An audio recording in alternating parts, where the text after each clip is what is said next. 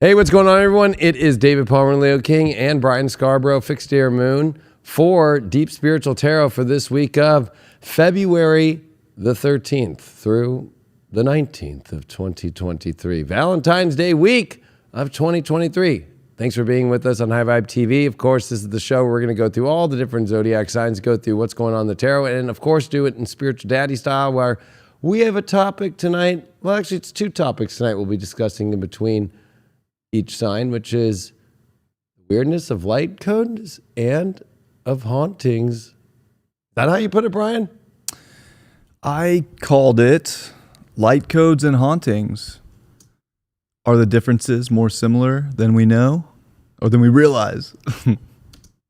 Yes. Oh, sorry, I was on Instagram Live. Oh, hey. Living it to get people to come up on to High Vibe or to YouTube. Yeah, and it's kind of interesting because, I was at Conscious Life Expo this weekend. And you actually were at both. You got to go to Vegas and go to, what was it, Zach's, what do they call it? Zach Bagan's Haunted Museum. So that's quite a parallel universe, to say the least, of both sides. Like, I was getting light code readings and getting Palladian crystals and raising my frequency, and then there's that other side where there's got to be something about all this if you can take the other side and be at like a haunted place and people are like passing out looking at that Peggy doll and like... It's wild. It's wild. It's a trip. It's interesting because I did go to both places, so I got to feel both. And you know what? Like, the frequency's high at both places, but you can definitely tell when you're in a place like that museum that's just littered with the most haunted objects in the world. Like, it's much more dense, much heavier, but you realize it's all energy at the same time too. And yes, there's similarities, right? Like, you were getting light code readings, and I had that haunted doll talk to me. Like, like, that was kind of crazy. You know what I'm saying? I got like touched on my hand. So I have a few stories I'll share throughout the show about that experience, and then probably likewise from Conscious Life Expo. But it's funny how we were in like the polar opposite places this weekend, but how similar in a lot of ways. Like, when you were telling your stories and I was telling mine, like, we come out here and we're like, what? It's kind of crazy, the similarities. It's crazy. I mean, and you were at both. Right. You were with us at Conscious Life Expo Friday, and all the way till the end of Friday when we were done DJing around 2 a.m. And then you were in Vegas there at that haunted museum within that next couple days. So it'll be fun talking about both sides of the stories on this one. First sign that we're going to do, make sure that you join us on High Vibe TV. You can download the apps. Of course, go to the website, highvibe.tv, become a member, get access to all the different horoscopes and all the shows that we do exclusively here on High Vibe TV. And make sure that you follow Brian too. He's here on YouTube as Fixed Air Moon for his horoscopes. First one we got is Libra for this week. It's Valentine's Day week. Lots going on, of course. Sun, Saturn. Last week of real aqua season into Pisces. It's going to be an interesting one. Sun, Saturn conjuncting as we're starting the show. So Venus, Neptune, the dreamy week. Let's see, Libras. Remember, on this show, I'm going to pull the overall energy, go into how's it going in your career, work life, your love life, and then just do kind of a final aspect there and pull a couple oracle cards for you. What do you got this week? You got the 10 of Pentacles here, and you got this also with the 4 of Wands in reversed. I'm feeling overall coming into this, I think that you're going in the right place. You're building the right energy emotionally of what you want to create with your life overall. But I feel like maybe you're not at the exact marker point, and I think that's okay. I think you have to really start to realize it takes not reaching the mark at the exact same moment that you want all the time. You have to realize that you're building the foundations. You're building the things in your life that you really need to get to where you want to be in your life, and it might be challenging sometimes when you start to get freaked out, like, oh God, it's like that moment of just wanting to reach it all at one moment. But I think it's all about, especially the 10 of Pentacles, is it ever a moment? It never really is. There is a moment when it finally feels like you can have everyone over or have that foundation in your life, the family energy where you're just like, yes. But just overall in your life right now, I think spiritually what you're going through is like you're remembering that it's a long journey and every spiritual step is a good one. And so mark those instead of marking what you haven't got yet. So this is going to be a week I'm feeling where it's like, stop focusing on what you don't have so much and start focusing on what you do have more. When it comes to your career life, I got you as the Queen of Pentacles. Wow, that's going to look good this week. And the Death card here. I actually am looking at this as a good thing. I think that you're finally coming into a place where you're understanding your worth and also knowing how to maybe create a project better. We do see always, especially in this Badass Tarot deck too here, the Queen of Pentacles, look at that. She's got all this cash dollar bills.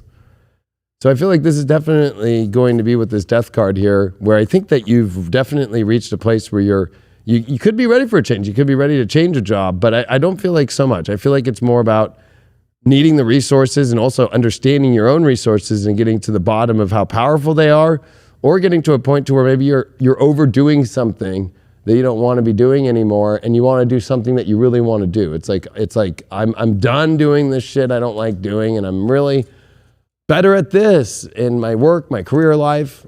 So I'm looking at this also as remembering, hey, remember, don't look at what is lacking, look at what you have already.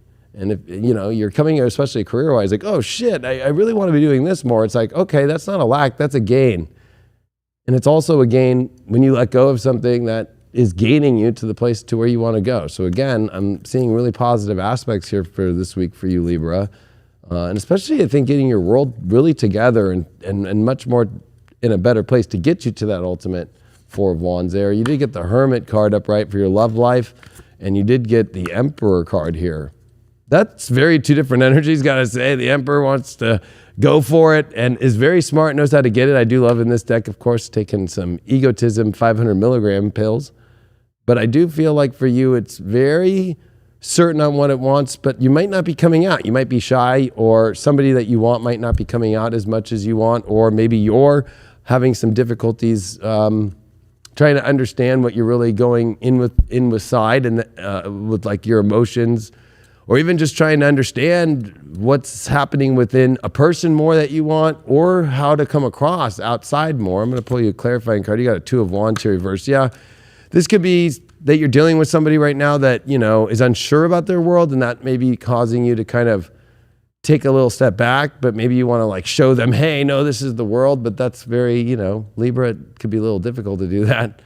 But I also feel like at the same time, you might be undecided and also decided at the same time and bouncing between both places. Hierophant reversed.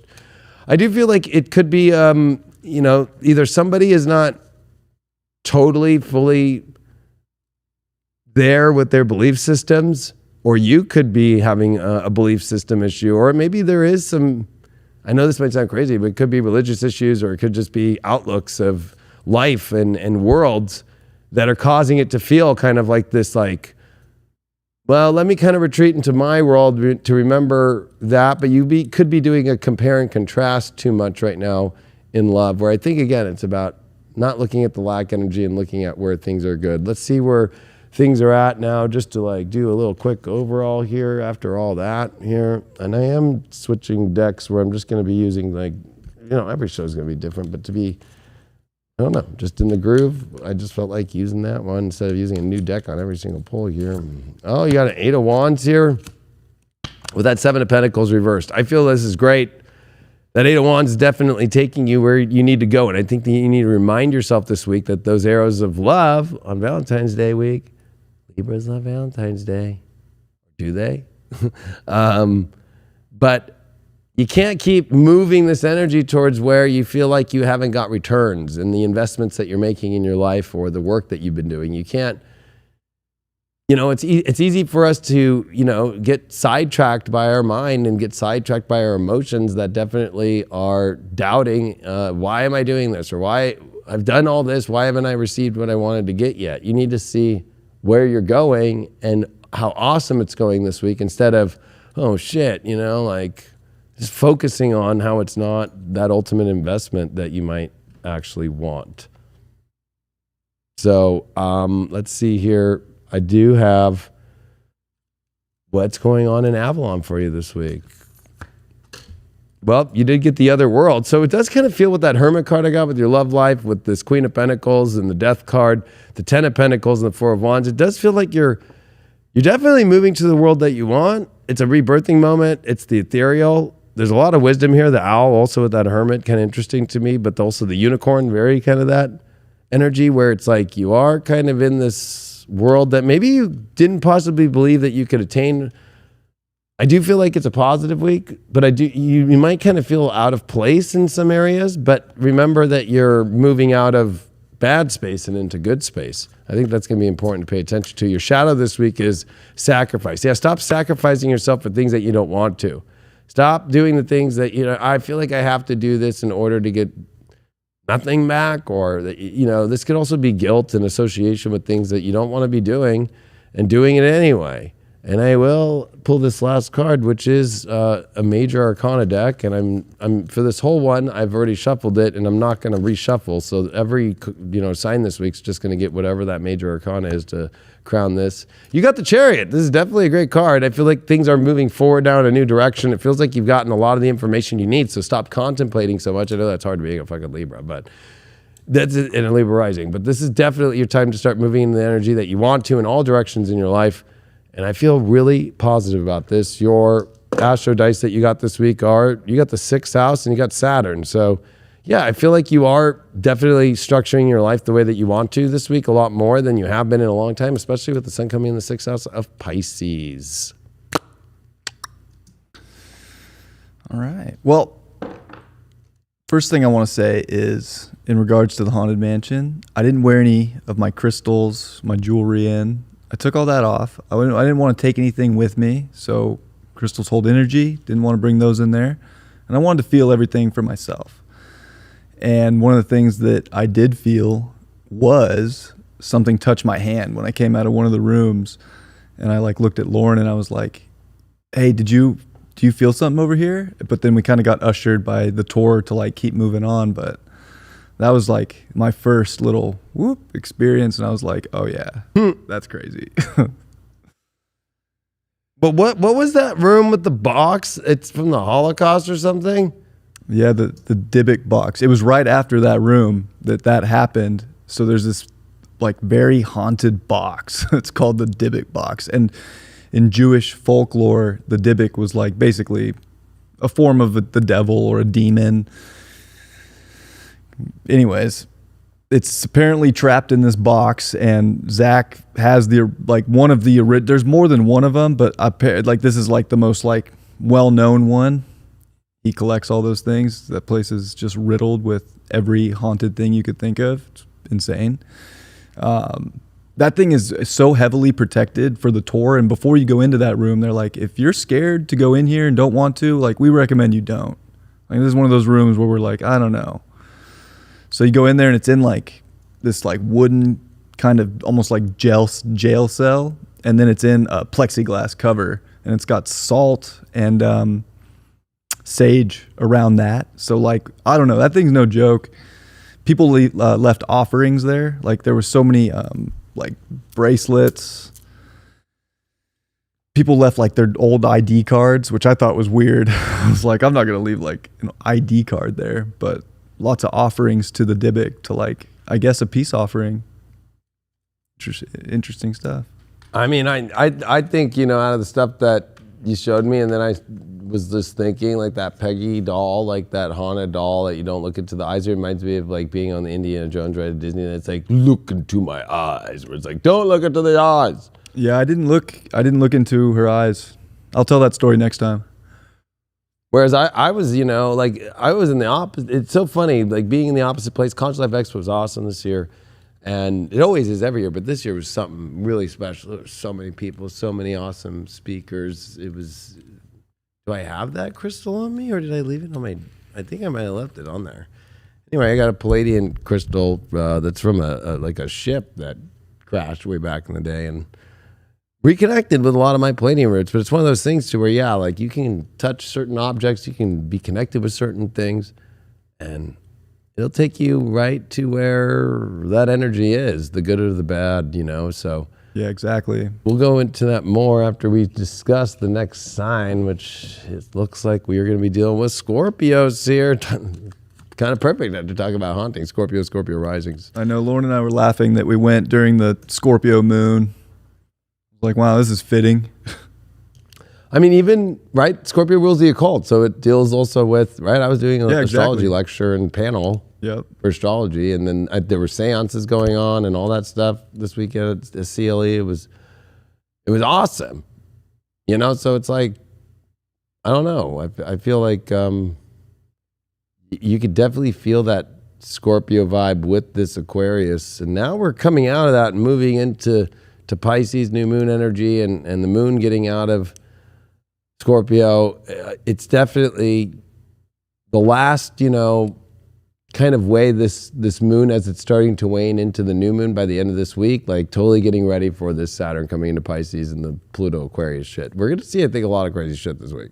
Yeah, we're on the cusp of so many things right now. Like, it's so cuspy and we're on the brink of change, and I think that's something that this last 3/4 square that we experienced today and the Scorpio moon, it's like, how do you detach from the edge of life that you were born into and get over to the new edge of life that you're meant to be on? And how does that look? And it probably doesn't look like we thought it would look, and it's very strange and weird and alien, but it's like we know we gotta go, and we can feel it deep within. So I guess we just gotta go. Yeah, you just gotta go.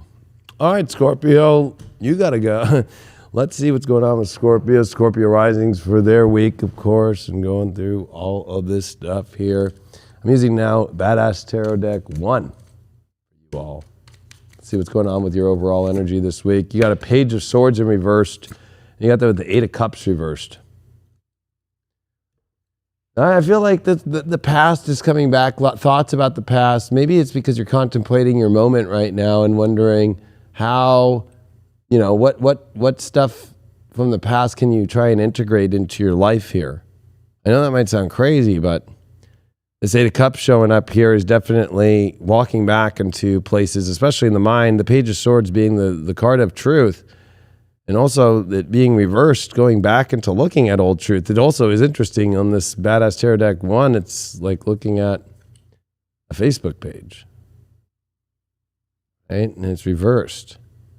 I must feel like it is kind of like reviewing your past here and what truths you can be learning from, what you could be trying to integrate from the past to make it better in the present. You got the Wheel of Fortune with that. Maybe this is deck 2. I don't know. I get lost because I have all of cards. So, but you know, I do feel like this is a moment where things are turning into a new phase, and you are kind of reviewing a lot of the phases in your life and the past phases. Let's see what's going on with your career, how that's going to be affecting that. You got a Two of Wands here and the Lovers reversed. I do feel like when it comes to career, yeah, you might be reviewing a lot about remembering the stuff that you didn't like as you're trying to really create the new world that you want. But at the same time, you don't want to have things from the past that didn't make you happy in yourself happen, right? You don't want to do things that really are clear, but maybe you're going to be presented with situations this week where it's like, you get right on that line, like, am I really going to do what I used to hate doing? Or maybe it's also revealing that maybe things were the world that you wanted, but maybe you didn't know how to attain it correctly. That with that Lovers reverse, maybe you weren't happy then, and now you're happy now. So maybe the work that you can go do, you could be happier doing. There's definitely a big review here about the past for this present moment for you, from what I'm picking up. Love life wise, you got the Seven of Wands reversed here. You got that with the Seven of Cups upright. Oh, and a Knight of Cups reversed. I feel like it is kind of an emotional roller coaster here. Seven of Wands reversed. It's not feeling very stable. As far as like, this is where things are at. It feels like there's some changes going on and back and forth. The Knight of Cups reverse feels like it's been kind of stuck in this emotional place. Not a bad way either. I don't think it's bad, but that Seven of Cups is definitely, with all this review energy, you know, looking at where there is some sort of void that needs to be filled, and it feels like it's not being filled. Whether that's in yourself, I think always with relationships, you got to look at yourself, not look at the other. But you could also be dealing with maybe a partner that's unsure about a situation in their life. And then it's maybe taking up a lot of their energy, and it's maybe making you realize that you need to be focused on yourself at the same time too, instead of being so reliant on, the Seven of Wands is, this girl's on the swing, and kind of going through two different worlds, right? And swinging back and forth. But there's that confidence where it's swinging up to the sun. And this reversal here, it almost feels like you're swinging. Seven of Wands traditionally is also about valor. So it kind of feels like maybe there's some questions on how potent something is, but I think don't get lost in looking other places. Or maybe you're suspecting other people are looking in other places. Knight of Cups reversed is not feeling like things are moving in the direction as maybe emotionally fast as you want, or maybe things are taking more time. And I got a High Priestess reverse. So I feel like there's a lot of confusion here, not a lot of clarity. And it's almost like that's why you're reviewing so much from the past.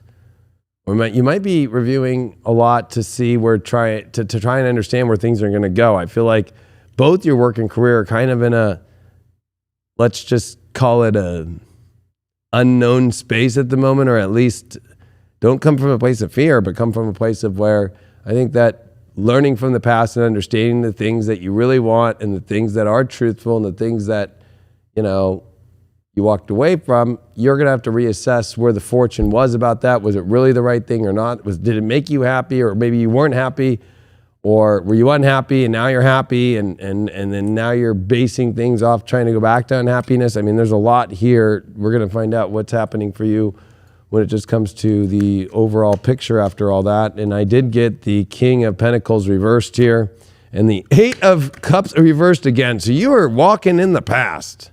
Or something from the past is coming back. Past is coming back this week. Kind of interesting because I know that, we already just this weekend had the moon leave Libra, right? And it squared Pluto, and then Pluto's now at 29 Capricorn. And there's a lot about the mind for you, especially at Pluto 29 Capricorn here in the third house. But, with Libra being the ruler of your 12th, that makes sense. Venus conjuncting Neptune in your 5th, 12th house. It is kind of like reminiscence energy, and it is nostalgic energy. But that King of Pentacles reversed, it does feel like you're very uncertain about what you're going to create right now or how things are going to stay together. Don't have fear about it, but it's definitely coming up. Where in Avalon are you this week?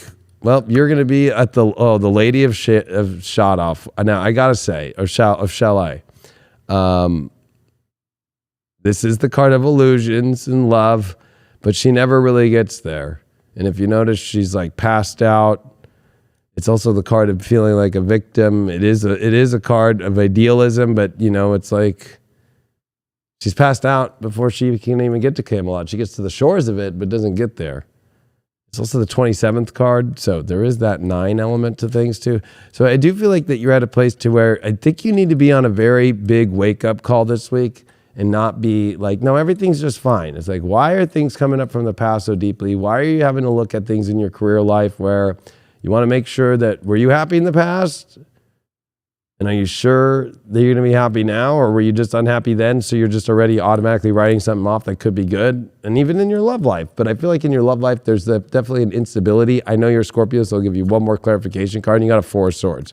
You're just wanting to find a stable emotional place. And you want to find a place where you can find solace. And I feel that, communicate from that space. Try and also yourself, remember, maybe it could be pissing off your partner or somebody that you're trying to date, or maybe you're just feeling alone, but there's definitely a lot here where it's like you got to set, that 7 of Wands has to set the way that it wants to be, and it sets its foot down in a way of like, I'm taking this position. You don't want to do that in a negative way or not in a loving way. But that 7 of Cups kind of worries me there, looking around and wondering what else is there, feeling like there's a void to be filled. And that could be definitely from when I'm getting a review of the past here. So you might be tripping out about where this whole wheel is turning. Where are you at shadow-wise? Addiction. So this is bringing up, I think, a lot of the energy where it's like maybe you're too obsessed about the way things should be. And I think this is going to be a week to look at the past and see how did that react. And especially when you have self-worth issues, especially with that King of Pentacles in reversed. This new moon in Pisces is definitely going to help you with it being in the 5th house here. You're finishing a major 4th house transit with the Sun and Saturn.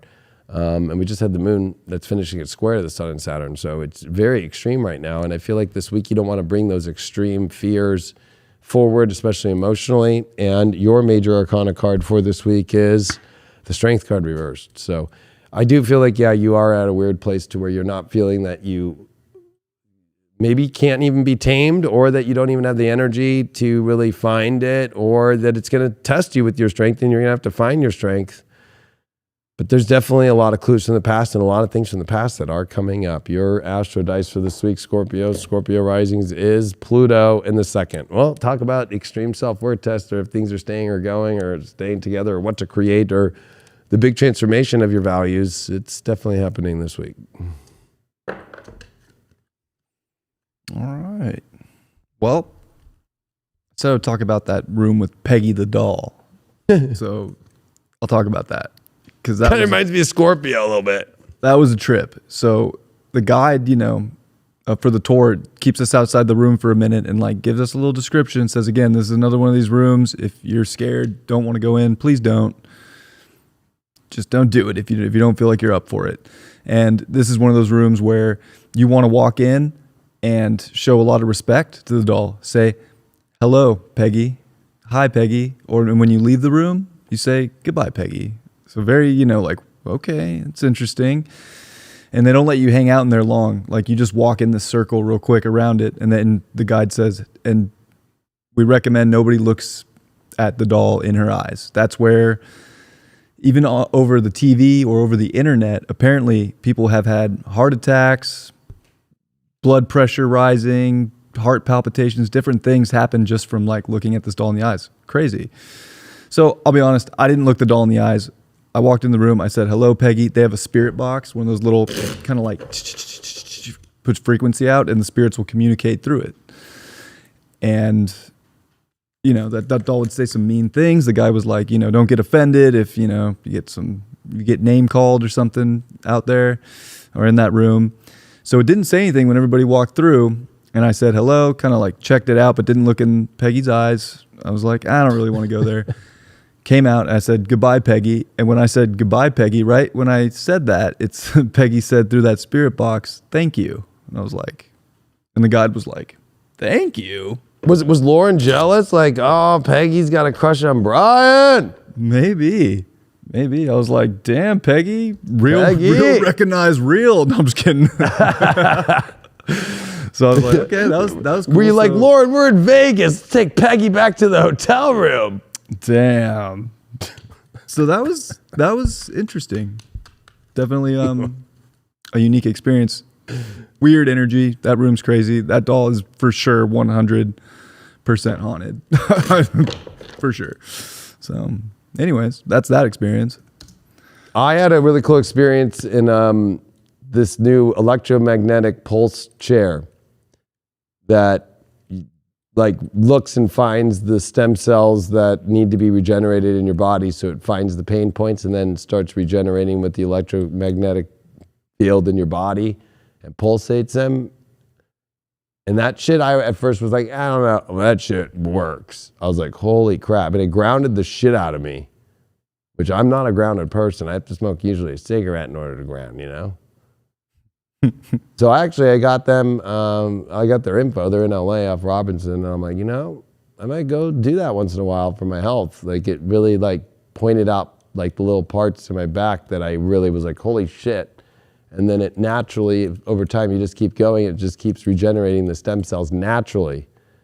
And so they're not doing the traditional chiropractic, like, of adjusting anymore. It's like using new age technology, and that shit really works. So, I mean, think about the electromagnetic waves, even when like, if you think of the Peggy doll, like, I wonder what kind of waves she's sending out, Oh God. I don't know, but that's cool. There are so many cool exhibits like that at Conscious Life Expo. Yes. And Sagittarius loves the good adventure there. And I was with David Hauser there yesterday, another double Sag energy. There's some next level stuff going on there with the health stuff. Big time. Well, like Halo has come up with so many cool things with Mystic Tech. You should look up Halo and all of his Mystic Tech stuff. It's amazing. Like he had some new wristbands that have like the sun and the moon, like lunar stuff. And he tried a all lunar one, and he on the full moon, he started fucking getting so emo and emotional. He had to throw it off his arm. And so he's got like a sun moon one to balance it out. And then he, of course, was like for himself, he built a full solar one and a full lunar one. Like, holy shit. He's like, yeah, you want to talk about getting jacked up by the frequencies? I was like, that's cool. Dude, but that kind of goes into like, you know, the light side of things. And then there's the dark side. Like, it's kind of interesting, you know what I mean? Like, it really makes you really think, because it's like, it definitely works in the spiritual community and the light side. It's like, we don't really go to the haunted things much in life. Right. That was something I was thinking of when I was going to do this, was that I feel like I want the experience to go into something that is so dark.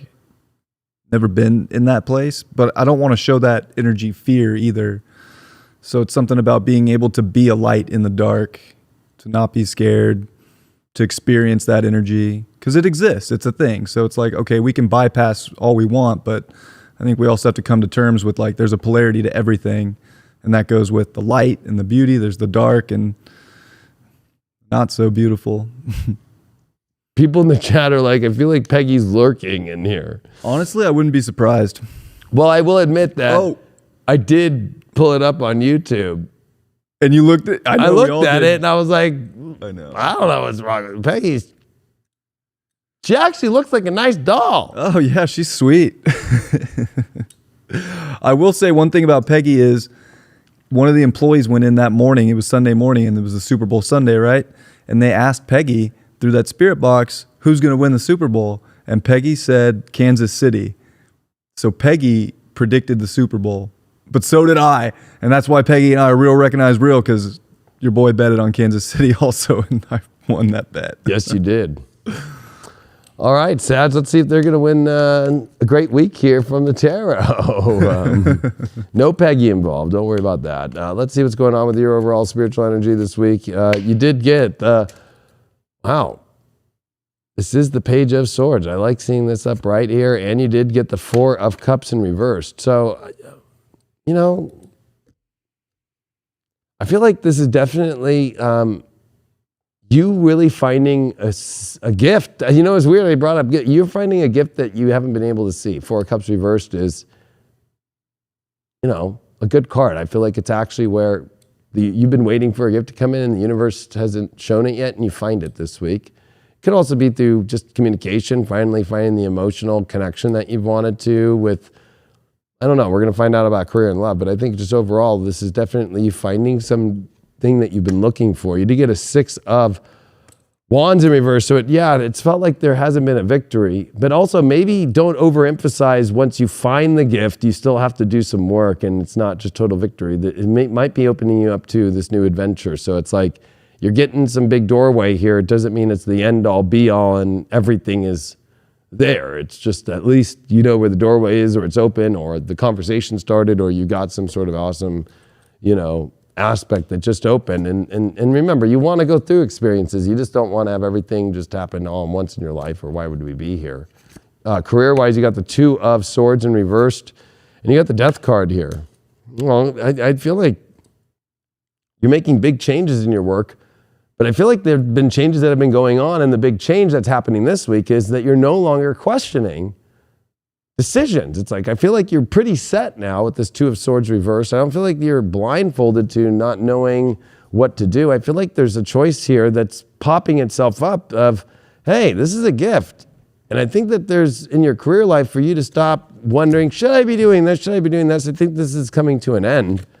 You did get the Two of Pentacles in reverse, and I think that you've been weighing things out too much, trying to shuffle around things too much, and I think this is saying, stop shuffling. You are going to get information this week that's finally going to be like, hey, this is the gift, go this direction. Yeah, it might not be as victorious as you might think, but it really is the victory because you get to go on the quest. And I think that, this is the quest of also you stopping to question what you're doing with your career so much, or you already know. And I think that you're going to get the signal of like, okay, that was what I needed to know. We got the star card for your love life in reverse. Definitely don't try and restart some relationship, okay? And star card reverse is not, let's try and re-heal some old relationship situation. You need to get it. Yeah, you got new. Ace of Wands. So, I don't think that you want to try and come back to some sort of situation here. I also think that this is a good time for you to be healing and finding that guidance back. This is a whole week about guidance. And also, like the universe is showing up with like, hey, here's the gifts. You're being guided in the right direction. But I feel like it's forward. It's definitely not backwards. So anything backwards, I wouldn't be paying attention too much to. And you did get the Two of Cups in reversed. Oh yeah, I would say anything that's backwards in the romance field, I wouldn't be paying attention to. I also, you could be currently in a moment where you're trying to maybe hope to fix a situation. I would say that that's not going well. If you are in that place. If you're not in any of those places, it's just keep staying forward and keep staying guided and letting go of the past hurt. A lot of healing energy that I feel like is coming through. And a lot of the healing is through seeing this kind of new direction, these positive things that are happening. Let's see what you got overall after this. Wow, you got the Temperance card up right. And you got that with the Three of Cups in reverse. Yeah, I think this is a week of definitely getting back in touch with your spiritual nature. And you know what? Maybe it's not so much about the partying or going out and having too much of a crazy good time. I think that this is really honing in on your life and paying attention to your life, especially since we are coming into your new moon in Pisces in the 4th house. It's definitely time for you to get your personal life together, your personal spiritual life together. Where in Avalon are you this week? You're literally in Camelot.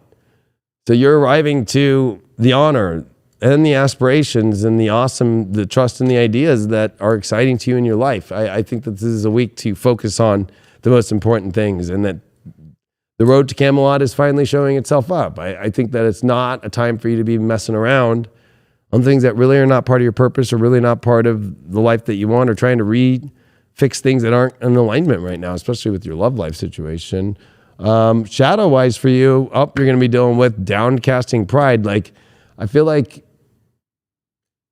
you have pride, but realize like there's also this part of you that could be kind of being vampired into having to try and like downplay how great this journey is going for you, because it could be through some of these weird love scenarios that are playing themselves out or trying to want to refresh the past, or especially in the current, anything that's just where it's come to not working for you. You still have Mars in your 7th house, remember.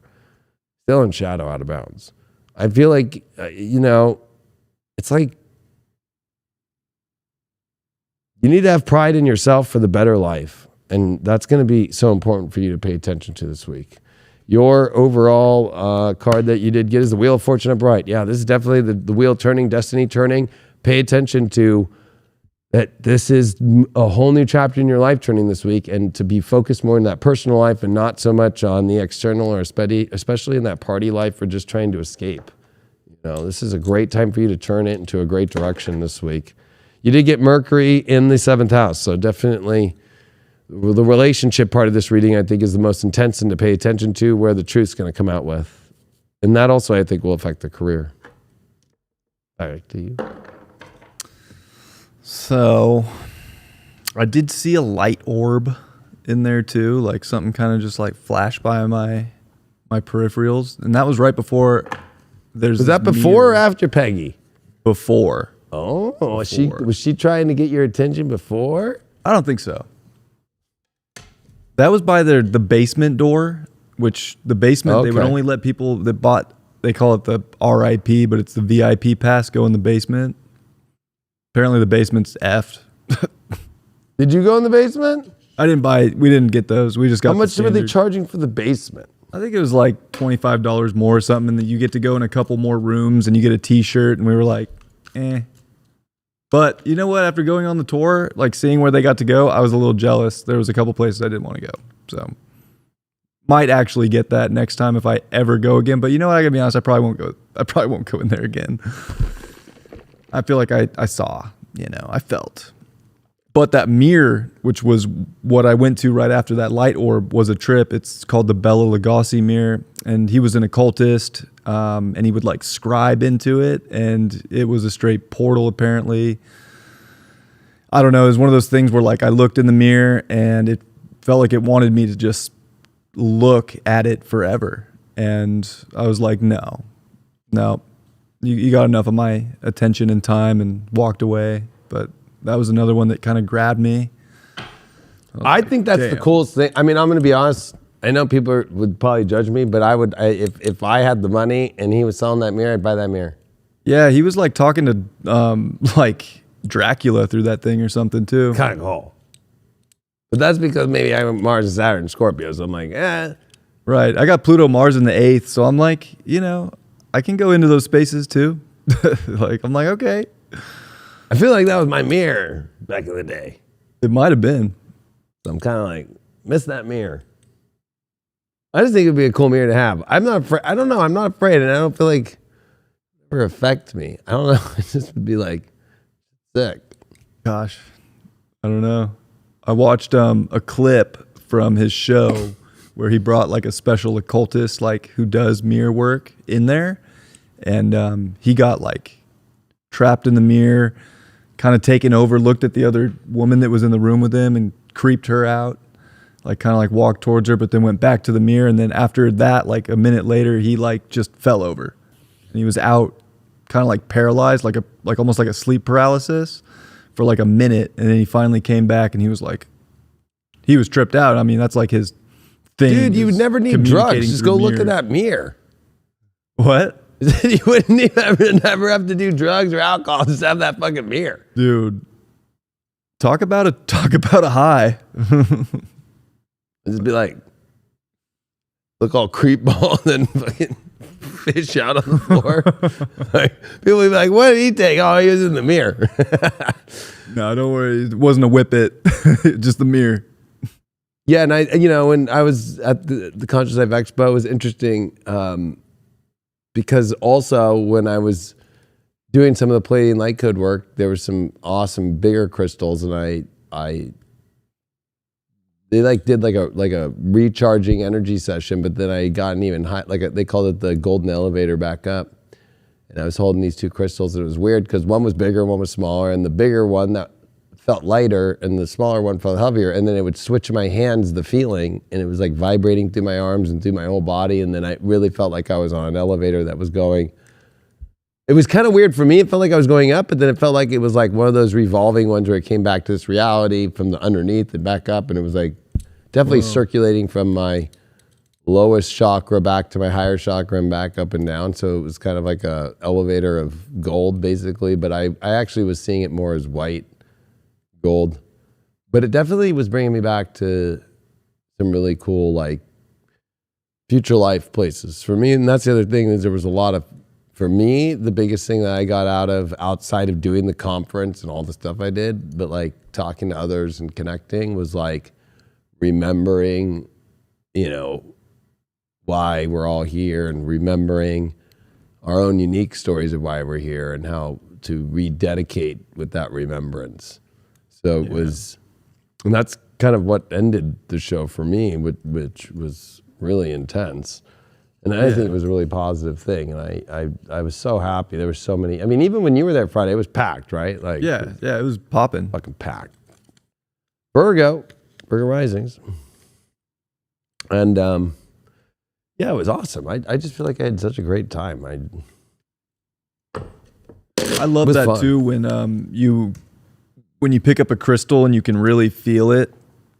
Like, not every crystal I touched, it just gives me that sensation, but every now and then you come across a crystal that's just like, holy shit, like where is this taking me? What is this? Like, those are always a pretty cool experience. That one sounds next level that you got. Is that the one that's in your office? Yeah, I know. It was in my pocket, and then I brought it out and I showed it to everybody and left it in my office. But it's probably best I don't have it, because then it would be unfair to all the other readings if I go get that crystal and then they'd be like, "Oh, I got scared." Maybe it's just meant for you. Actually, you know what? That's true. Yeah. Thank you for that, actually, because you actually made me think about that you didn't bring your jewelry or your crystals into the haunted shit. Maybe sometimes when you do the work, it's like you got to keep some stuff for your personal stuff too, for your mission and to be able to do stuff in your own life. Yeah. All right, Virgo risings. Let's see what you got. Wow, you got the star card up right, and you did get, the Ace of Pentacles. Look at these two are shining bright. I'm loving this week for you. I definitely feel like this is really a new start for you, and feeling like you are really guiding yourself into a place that really feels like you can feel central to. I guess you could just say like the golden touch week, the golden touch that feels that, you're in alignment this week and you're really opening the door to where you want to manifest and create things. And you did get it was a 7 of Wands. I think the only part of it is where maybe it's, you need to just, once that's there, you need to own it, like you need to, own the shit that you really want to be doing right now. The universe is definitely, could be clearing some old energy out. And I think it's more within you, and you maybe just your own values and your own self-worth energy to really pop that forward. But you gotta own that value at the same time too. So that 7 of Wands there means definitely hold the valor with it, or at least take a stand for it. You did get in your work life right now the 3 of Swords, and you did get this with the Temperance. I feel like this isn't bad. I feel like seeing this is almost like, I think the head game's about you not being able to really find the natural place in the world, and your passion, your career, your destiny is coming to an end. I do feel like this is you actually finding it, but it's more about, I think, again, clearing out the self-worth issue stuff, clearing out that story that you can't find it, or giving excuses is unnatural. Like, you are here with a purpose every day, even when shit's not right.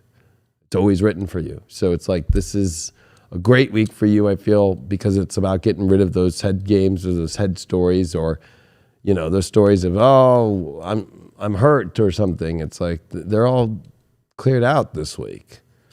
Love life wise, you did get here the 7 of Pentacles in reversed. You got the Empress upright.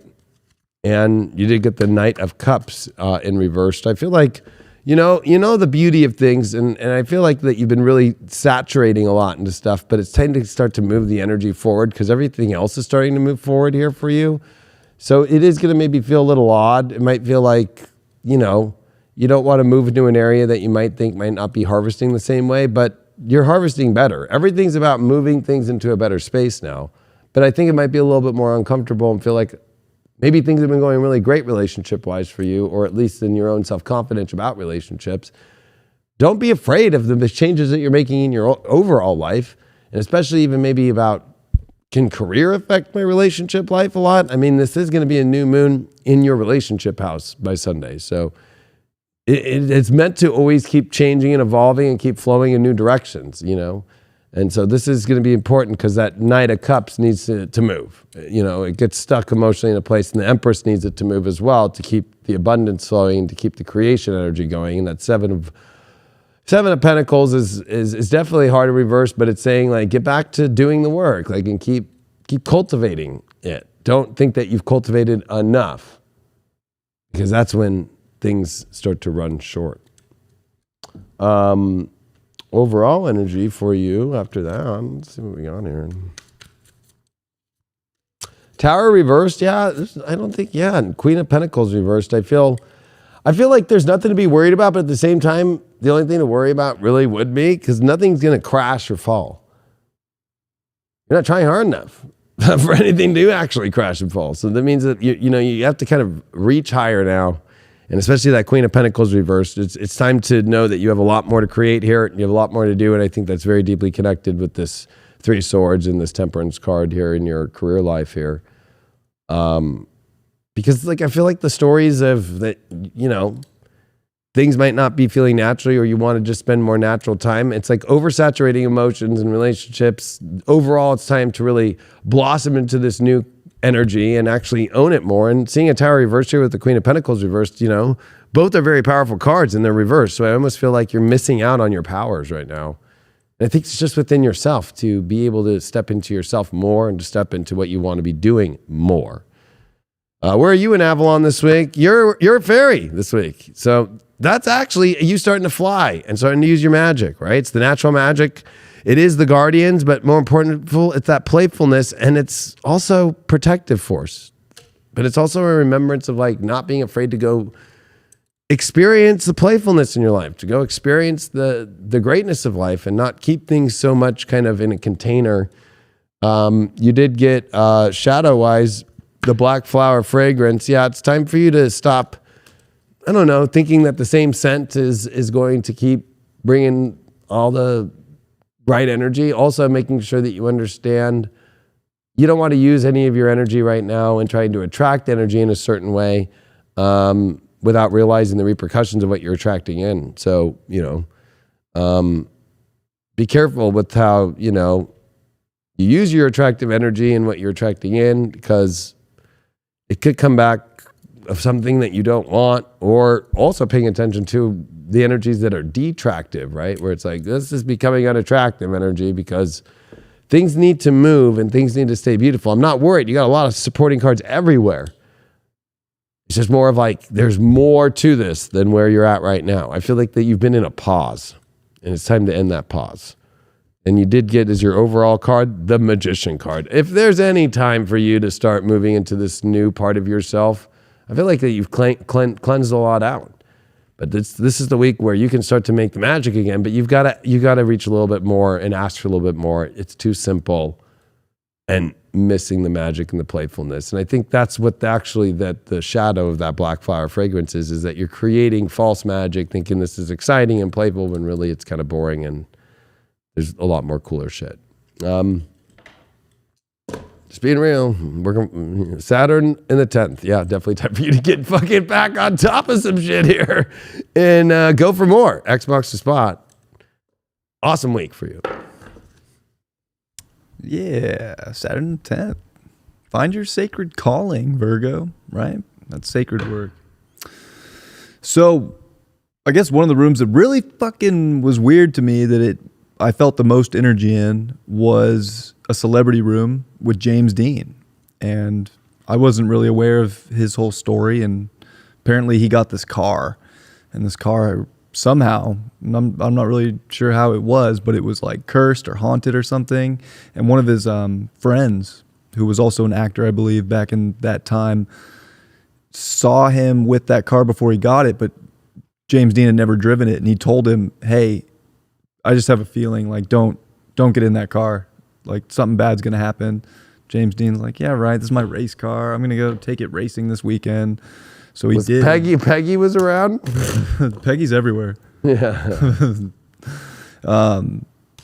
So he did drive it and he got in a car accident and died in that car. And then people took remnants of the car and they started dying. So like, I don't know what's up with that car, but I walked into this room, had a bunch of James Dean stuff. There was one of the more weird energies I felt in that place was in this room.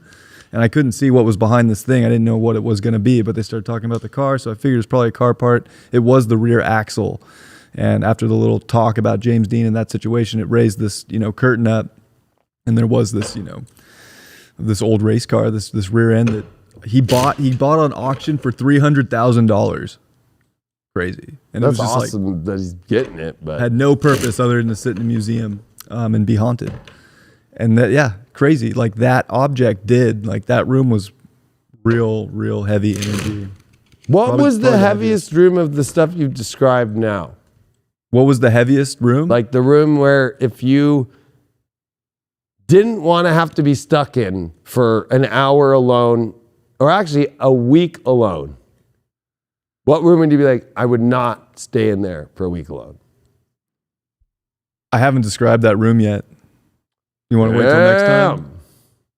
Yeah. After this, we'll go into that. Because I haven't talked about it yet. That's good. Well, it was cool because this year at the Conscious Life Expo, I got to DJ, and there's been some kind of events like that before, but not like really popped off like this. And it popped Friday night, so it was awesome to bring in that flavor, and especially the rabbit hole was a whole new experience for Conscious Life Expo this year, and having all the pandemic guys and having Del Bigtree, which, by the way, I saw Del Bigtree yesterday and his talk, and I was like, it's maybe been years. I can't even tell you the last person maybe that I was like, this motherfucker in person, the way he talks is fucking inspiring. Holy shit. So it was such a cool experience having the spiritual community bridge with the conspiracy theory, but it's really not conspiracy, right? Especially with what's been going on with the pandemic. That was the bombest part, to have that with Conscious Life Expo this year, and to be able to like be the DJ for the whole conference, but also to do it in and represent that area, which was about that, was an honor. And it was so cool that I got to do it 2 nights in a row. And it was supposed to be just one night, but we had to keep the gear there. And it was a lot. Brian and I were on freight elevators and fucking, it was definitely a lot to set up, but it was worth it. And I had to tear it all down at fucking 3:30 this morning, and I wasn't done. I didn't leave till 8 this morning. I'm sorry that happened like that. No, I mean, that's just life, you know? Yeah. Like, they locked the doors at the back doors. It was just like, you know, so yeah, that's why we're a little late tonight. It was really, I didn't get to bed till 9:30 this morning. So, and it's been a long time since I've stayed up that late. So I'm not used to it. But it was worth it. It was worth it all in the end. Plus, I was up with Rick Levine talking until the middle of the morning with a bunch of other people. And that sometimes happens. Those moments just got to keep going. That's true. Did we pick a sign or no? I don't think so. All right. Gemini risings. And yeah. You know what? I mean, I've done a lot with Rick, right? Over a long period of time now. But we had a fucking blast, and it was so much fun. Honestly, I can't like even just last night, him and I, and we were talking with a lot of people, but him and I were just, you know, shooting astrology with different groups of people that were coming in, and also on the panel, just all the astrologers that were there, and you know, it just was really, especially with these times that are happening right now, you can't ask for better. I feel like it's really who you're around and what you're doing your life with. Like it's everything right now. Yeah. But I learned so much from Rick, and you know what's awesome about Rick is not only the knowledge he has, but also, you know, the same astrologers that him and I know, but that he's known for longer, and the stuff that he's learned from them that he knows how to describe so well. And then the way he knows how to cherish people and humanity so well too. It just really was, every time I have one of those moments with him, and I've had many now, it just is something I treasure super deeply. It was another thing that made it so worth it. So I guess that's maybe the difference of like light work and light community and spirituality opposed to like haunted community, and like that is there's something extremely meaningful that happens in the spiritual side, where I feel like the meaningfulness of the other side is a little sad, you know? Yeah, you know, not saying it's wrong. No, that's a good point. And then I think there's another like huge difference that when you brought that up, like came to mind, is that a lot of the spiritual work on the light side comes in groups, and it comes with connection and people. Yeah. And a lot of the connection on the dark side is really more with yourself and more, you know, it's more alienated. It's not so, I mean, I guess these things happen in groups, but I feel like they're more singular to one person than another. Like not everybody on that, you know, group that I was on experienced the same thing I experienced, just like I didn't experience what they experienced. But there's something about spiritual groups when you come together for the light where I feel like you kind of all like have this resonance to the same frequency. That's something I've noticed. Maybe true for some, maybe not true for others, but something I noticed there as well. No, I think you just brought up a point I didn't even think about. You're right. It's very group oriented in the spiritual community. But I feel like also, when they're doing like house, like, when they're going to like see if there's a haunted house or they're going to do some paranormal stuff, they grow in their groups. And I'm sure that they find their inspiration to help others get rid of like really hard situations that are going on. So like there's positive in both, but I don't know. I feel like we're all in a really interesting time, especially with these polarity of these nodes, Taurus and Scorpio, in the north being in Taurus, and with Uranus. It's just like,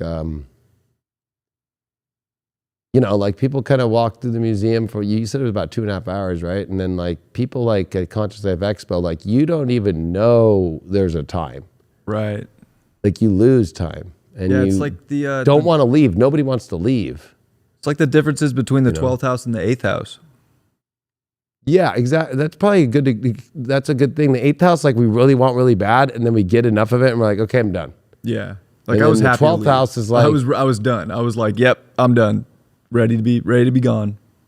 Yeah, whereas like I literally like, I don't know. We left here at what 10:20 a.m., 10:30 a.m. Friday, and I got back here at 9 a.m. Monday morning. Yeah, that's cool. And was in that energy the whole time.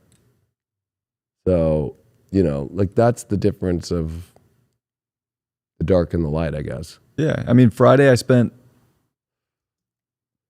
from 11 to whatever it was, almost 3 a.m. or whatever on Friday at Conscious Life Expo. And yeah, it went by like that and in good energy with people. And then, yeah, let's go 2.5 hours in this fucking haunted museum. And it was like, sweet, we're done. That was an experience. Bye. Yeah, and I think you have to understand both sides, though, to have contrast of consciousness, right? I absolutely agree with that. Like it's not that one's better than the other or whatever. It's both are integrated to understand, which that's shadow work too. You can't like, even though the South Node is in Scorpio, you still have to do your shadow work, and you still have to face it, and then those are the lessons to know where your boundaries are. Like you knew your boundaries. Like, yeah, I'm not gonna fuck with my crystals that I have on me and that I wear in my fucking jewelry. Like right. You knew it's like, I'm still gonna go check this out, but I'm gonna know my boundaries are like, I don't want to be invaded in this way. Yeah, right? Exactly. Even the decision not to look Peggy in the eyes. Yeah, that too. That's a big one. Things like that. See what Gemini's got going on. If they got any boundaries, fucking they're willing to break. Pluto at 29, Capricorn in the 8th house. Watch your local Geminis. If anybody you got to watch for their transformation or their death, rebirth, possibly even death. Gemini risings. What do we got going for them this week?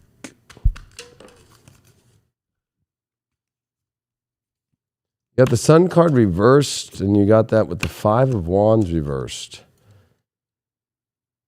I almost feel like you could be doing more. You could be stepping into yourself more. There's not a lot of complications that I think and also the 5 of Wands is not actually trying. One thing is 5 of Wands can be very competitive, and also it could be very conflicting, but that's because there's a lot of energy moving forward. But when the Sun card's reversed and the 5 of Wands is reversed, it's kind of laying extremely flat. High Priestess reversed with that. Yeah, I feel like, maybe the illusion is to kind of back away, but this is not a week to back away. This is a week to step in more. We're going to find out where that is in your career, love, and your overall life. Whoa, you just got a spinning card. You got the 6 of Pentacles here, doing service in your work, doing things that help others. It's going to be very important, I think, for you right now with your career life, and especially this week. You got the Hangman in reverse. It does feel like you're not There is nothing that is holding you back from doing the service that you want to do except the things within yourself. You've gotten all the awareness. You know what to do.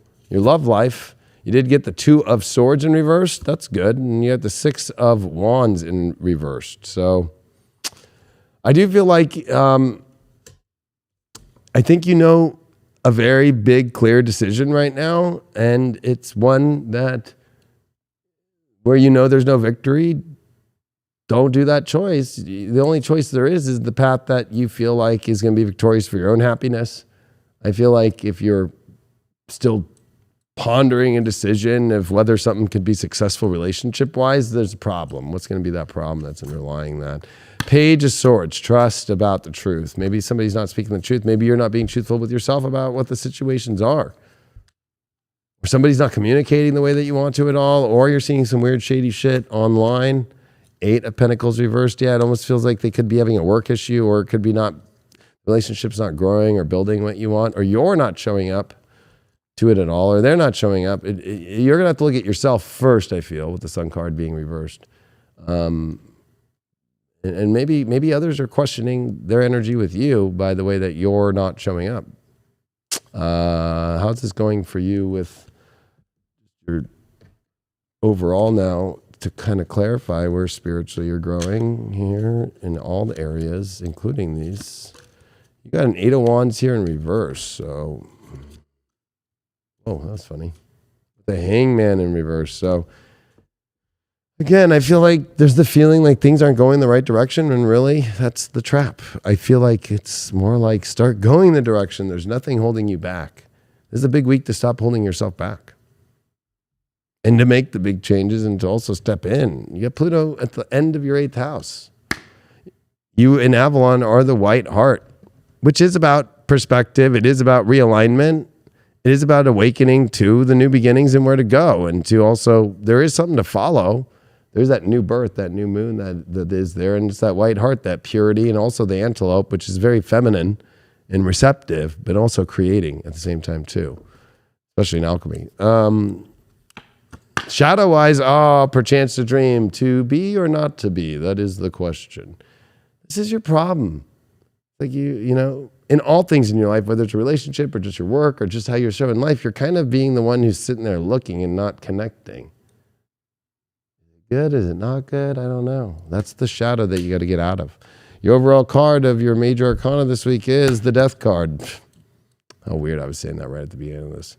This is your week to make some big transformations and let go of the past, and it's a new beginning, and stop attaching yourself to something that's making you feel like you can't be yourself or dead or anything, and also attachments to things that really you need to let go of, and also things that aren't working out. You just need to just end it and move to the new energy and cycle big time. It could feel very extreme, but you have to also be responsible. New moon in your 10th house now.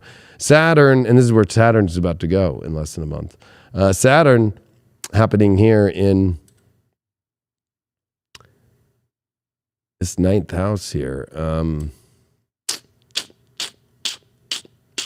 Yeah, maybe I think that this is not expanding enough, and also having some contrary beliefs. Saturn technically is still in your 9th house solar, so, or even in your natal if you're Gemini rising. So it's interesting to see that this is about opening the perspective and doing more and expanding more instead of retracting way too much as you've been doing. All right, so to answer your question about the room that affected me the most. That you would have to be stuck in for a week that alone. I would not want to be stuck in for a week. Yeah. That was this room that had this crazy contraption that this lady made. Her name was Lee Sober Shapiro.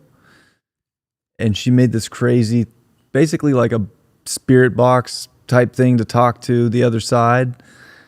But it was, back earlier, and it wasn't, compact. It was very like elaborate and big and weird. And that thing was like playing in the room, and it just had like something coming through, but I kept trying to listen, but I couldn't make out what it would say, but it creeped me out. That was like one room where like the hair on my arms was standing up, and she got possessed through that thing. But not even possessed. She just got killed by whatever came through it. And she made it to talk to her spirit guides. She wanted to talk to her guides. And she had one conversation with her guide through it, and her guide's name was David. And she went back the next day and requested to speak to, man, the hair on my arms is standing up right now. And she went back the next day to talk to David, and a demonic voice came through and said, David's dead. And then she was like, oh, I want to talk. Then she went back the next time. She was like, I demand to talk to David. And it burned because she would like slip a letter in there and verbalize it. And it burned the letter, and it took a bunch of the letters on the paper she wrote out, and it gave this like anagram basically of like, a code. And when she put all of those together, it spelt out algal. And I think that was like crazy too, because, I do astrology, and algal's the demon star, and she got like apparently killed by the demon star algal, the actual demon. I don't know. I wouldn't want to be in that room. That room creeped me out. That story, because I researched it more today, and that story scares me. I was like, whoa. I appreciate that's the room, because you would probably be worried about me being dead, right? So well, you're David and algal. I know. I'm like. So you're the spirit. Actually, I was like, I'd probably be in that room. I would actually want to be in that room the most, because I would probably be like, well, at least I got something to do, and I could play with the frequencies. I could try and talk to all these fucking spirits and see what the fuck's going on. And even if they burn something and we're like, David's dead, I'd be like, try me, motherfuckers. Dude. I mean, I would start sending frequencies through that little machine back at them and be like, I'm going to fry your fucking reptilian shit, bitches. You know what I mean? With love and light. Love and light. Blah, blast you. Yeah, I hear you. So, a lot of people at Conscious Life Expo were really all tuned into the big shift of next month. It was also really weird to be at the Conscious Life Expo Friday, Saturday, Sunday, even into Monday morning, and so much shit happened in the news, like UFO, like that we shot down, right, or UAP. Of course, the Ohio train thing's finally coming out after it happening over a week ago, and all the chemicals in the sky and acid rain that's possible throughout the U.S. this week that they're like, I think, avoiding to tell people. They're arresting people. The fact that it was a Super Bowl and to be at the Conscious Life Expo with like 5,000 to 7,000 people on a Sunday, and it's packed, and you can't even move in the hallways because people don't give a fuck about the Super Bowl, was the best feeling ever. Yeah, everybody said no thank you to that ritual. Now, if I were having to be stuck in your situation for a week or at that museum, if I didn't want to, I guess it would be with Peggy. I think I would get in a fight with her, and I think I would end up having a bad relationship with her and leaving feeling like, I don't want to have to see Peggy ever again, I don't feel like Peggy would ever be doing anything to me, because she already would just be like, I already feel like me and Peggy had beef in a past life. In this life, we've already agreed to just be like, cool. So that's kind of how I felt with Miss Peggy. We just were like, I don't know, we like showed each other respect. It's kind of weird. So that is true. Let's see who is the next sign right now. Cancers, Cancer risings. Man, Cancers, end of 29, Capricorn. Very interesting place for it to be right now. For Cancers, especially regarding relationships. New moon happening in the 9th. Coming out of this 8th with Sun Saturn here. I don't know, I feel like Cancers secretly and deeply are coming to some conclusions in their life of what they really want and what they don't. Although that's going to be the weirdness of when they think they've got it all figured out, Pluto's coming in. We all are, though, wherever that is happening for you, and signs of Capricorn, Aquarius in your natal chart, or just solar-wise. Also, it's been interesting seeing the beef going on in the astrology community over whole sign and house systems. Yeah. To be honest with you, I think it's kind of a waste of time. I know. We actually were talking about that on the way to the Conscious Life Expo. Yeah. we're like, man, and that's what I said too when you brought it up. I was like, this argument is so childish. Like, to argue about a house system, like there's so many house systems, like it's just a way to divide the sky. Which one do you resonate with? Do that one. There's no right or wrong house system. So to even say that somebody's using the wrong one or there's just one right one, I mean, then you're just getting way too like ninth house Sag about it and trying to make astrology some kind of like religion, you know? Yeah, and I think that we both agreed that it's like, if anything in that convo, what should be brought up is like, nobody wants to talk about solar system, like the solar signs, right? Like the solar astrology, right? Know? Which is whole sign. It's so funny. All the people that only use the whole sign for a natal chart will completely disregard solar astrology, which uses whole sign. Right. I don't know. Weird. Very weird. All right, Cancer, what's going on with you spiritually this week? You got the Hierophant card reversed. You got the 10 of Pentacles. I don't know. I feel like your beliefs about how you're reaching certain things are changing here, or at least the commitment that you had to them, or at least you're really reevaluating how to restructure your life here, especially in your personal life with the Emperor reversed. Yeah, it does feel like wherever there's been a lot of weak spots that you've been putting too much energy and not getting to the place that you want to go at all and not feeling empowered at all. The places where you're feeling disempowered, and we're going to see how that affects your work and career, your destiny, and your love life, and then, of course, your overall life. Let's see what's up with the work life with that. You did get the 10 of Cups here. And you did get the Moon card here. It's a good combo, I feel. I do feel like you are, the essence of the dreams of where you really want to go with your destiny and your work life. I feel like they're clear, but I feel like, there are some underlying emotions in your personal life and some stuff that need to come up in order for you to reach that place. The good news is it's better to have the understanding of what those things are so you can actually attain where you want to go. You did get, a King of Swords in reverse, which that's the whole issue, is not being very direct or clear, or maybe suppressing consciously and not saying exactly directly what emotionally you were really going through in order to get to that place you want to get in your career right now. Love life wise, you got the 6 of Cups reversed. You got you did get the Page of Swords here, and I feel like, this is being honest about where things are not feeling as comfortable, or they're not feeling, it's like, also don't be lying about, this is such a beautiful place. 6 of Cups reversed is difficult. I mean, especially a relationship reading, because I feel like it's not really the kinship priority is showing up anymore, or at least, that those nice easy times when we just sit on the couch and she's drinking a cup of blood in this one, just like having some chips or hanging out on the couch and having that truth and that excitement to talk about life and stuff.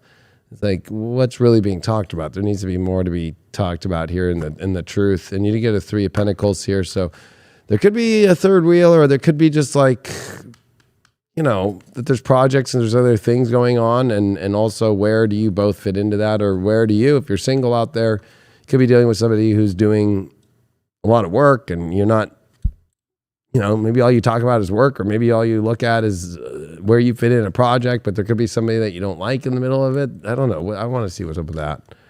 Ooh, yeah. 4 of Swords. I don't know. I feel like you're looking for a place to feel restored. And with the 6 of Cups reversed, it feels like you need to be focusing on how to feel where you feel recharged.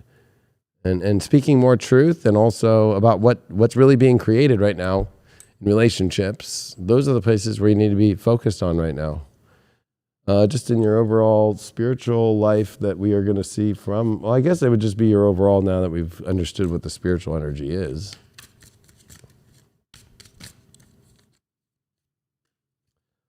Wow. You did get the 7 of Cups here with the 9 of Wands in reverse. So, yeah, I do feel like you're still looking for something out there. And I think you have to be more entrusting and more conversational about what's really going on emotionally underneath. This new moon is happening in your 9th house, looking at your beliefs, and this is a 9 of Wands reverse. So I feel like, there is you having to take down your walls in order to, and also your pensive energy and your tension of fear of wanting to try and hold a position in order to try and not create any chaos, but you're not reaching where you want to go in certain places, and you're also keeping your head up in the clouds more than in reality because you're not as happy with your reality. I think your reality needs some big changes. How can Avalon help you? Well, look at Bridget shows up. She knows how to help. She's not going to stop with shit. Birth, radiance. I think it's passion that you need to really be showing, especially soul empowerment. So this is I felt like you're kind of being a dud. Cancer rising is it's time to really. Bridget is here to she'll fucking make sure that you get fucking going. You don't have to be bold. You have to really be honest, be stepping forward. Your shadow this week is hiding your true self. That's exactly what I was saying here. I even said that I feel like Cancers are secretly hiding something deep inside of them of what they really want and what they don't want in order to go experience. And that has come up. Your overall card this week is the Temperance card. What is real and natural? Stop playing the fake bullshit and get into the real shit of what you really want and the flow of where it's going. And that's the truth, not the truth of whatever you're just trying to keep in an unnatural way, like that temperance going, when that's not true. Well, you did get you did get a 12th house here, Saturn. Ooh, shit. You do have Mars still in your 12th, but here's Saturn, 12th house week. I would say that this is definitely removing any spiritual ties to things that are knotted up and that are not connecting anymore to your spiritual life or blocking you in ways from your spiritual journey and your spiritual truth that you're going to have to face. Well, I don't have much more to say about that museum. So what do you feel after being in Conscious Life Expo? I know you were only there for a day, but you did get a lot in, like looking at all the different vendors and stuff. Where do you feel like the spiritual community is going to go now that Saturn's about to come into Pisces? And just from even observing like the wider spiritual community, that's pretty much the only place in the world you can really do it at one moment, I think it's very possible that the spiritual community gets more structured with Saturn in Aquarius, or maybe more organized, maybe more grounded at the same time.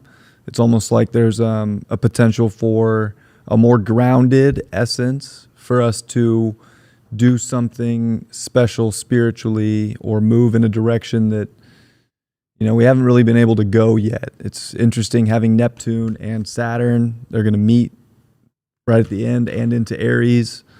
And having Pluto in Aquarius, it's like we're kind of going into new frontiers. And it's almost like spiritually we can stake our claim from a much more grounded place. And it's like we have to do both. And I think that, hopefully for individuals, it's that Saturn in Pisces that's coming up that shows us that we can't just be one. We can't just be all ethereal or all light or all whatever. Like we have to also be here. Like we came to be physical beings, live this world. So it's like, how much more can we merge the polarities of being here, but also being there, up in the ethereal realms, if you will, but here, and how to structure that in a way that is bringing the best service to the collective. So I guess that would be my hope for what we see on an individual basis. I mean, collectively, I don't know. I was talking with Lauren about this on the way home today. She was like, what do you think like Pluto in Aquarius, Saturn in Pisces is going to be? And I was like, honestly, I feel like it's almost like the wrath of Poseidon in some ways too.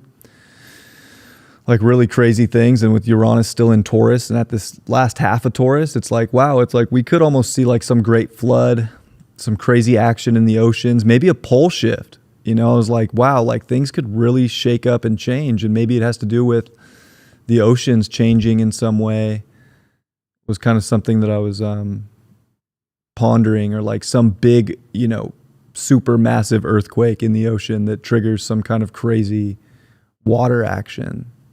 That was something that was just some answer I gave.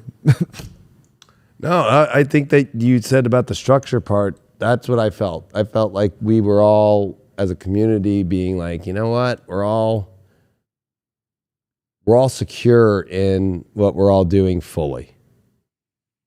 And that allows us all to really start to create the movement in the best way. I think it's also very clear that more people have finally gotten rid of a lot of the taboos around it.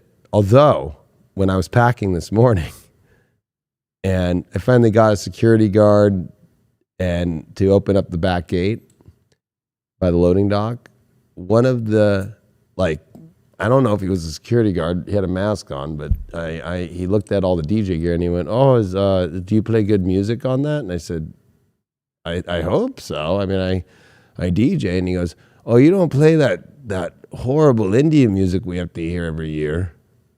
I'm like, "No, I don't play that."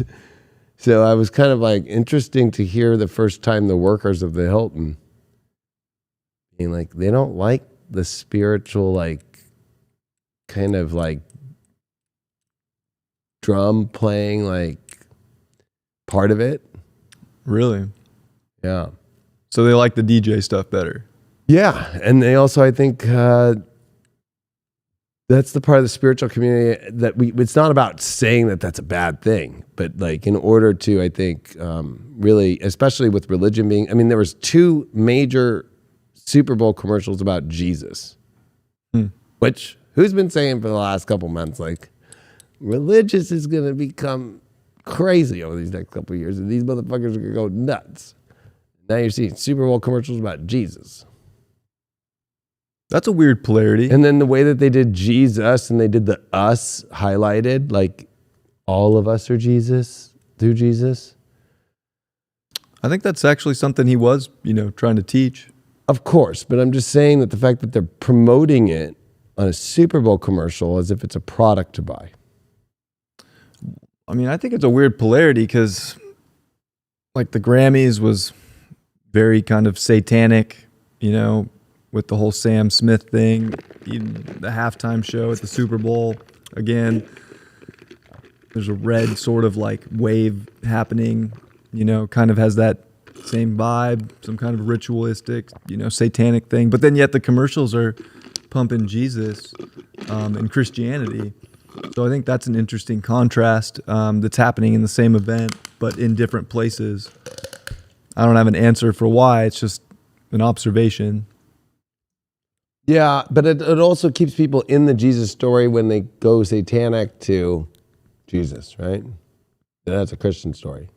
Very so true. It's like, I feel like, though, that like in order for the spiritual community to like get everybody on board, because the religious, this is what's going to be crazy, is it's not about the spiritual community converting people to spirituality. That's what the church is always trying to do.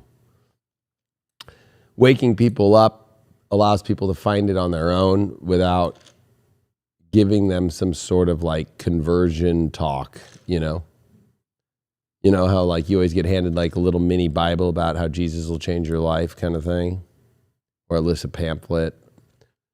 I feel like the spiritual community, as we gather and we get more stable, we have to also understand that we're going to have the religious people starting to point to us as the demonic ones again. And then at the same token, we also have to get the people who maybe are a little spiritual but don't really get it without doing conversion tactics, but also understanding that's what's hard about, I think, Saturn when it's in Pisces, is it realizes like you're easy to see through, right? Like people who have Saturn Pisces are easier to see through, like, oh, you're really putting on this kind of like structure that's kind of illusionary, and it's easy to see that's not the structure, right? The structure isn't supposed to be too structured either, though, in Pisces. So it's one of those weird things where it's like we need all essence of it, but maybe we should start to pay attention to, because a good example of Neptune is, you could walk to a house and it looks like a haunted house and you're like, I'm not going in there, but then you go in there and it's not that bad, it's great. right? So it's like,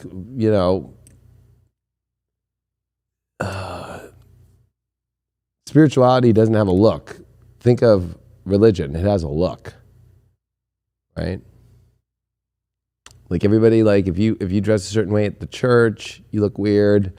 All the priests, all the people that are part of the church have a look and uniforms. And unfortunately in the spiritual community, you see a lot of that too. And that's what I'm trying to say is like allowing people to just stay individual and free in the unique expression of who they are, which I think is key. Yeah, I agree. But also not, throwing out a certain group as being the representation of spirituality at the same time. You can't do that, which happens to be more of that, like there is no definition of spirituality from Eastern or Western, right? It's like, well, let's, we want people to feel like they're at something conscious, and that represents, like this style of art and this style of things. It's the same thing the church does. So, I don't know. I think it's got to have a much, I might sound like I'm very left wing, but it's got to have more diversity at the front. Absolutely. That's what's going to be weird. You're going to see a lot of people that were over the last couple of years on the right move left, and a lot of people on the left move right.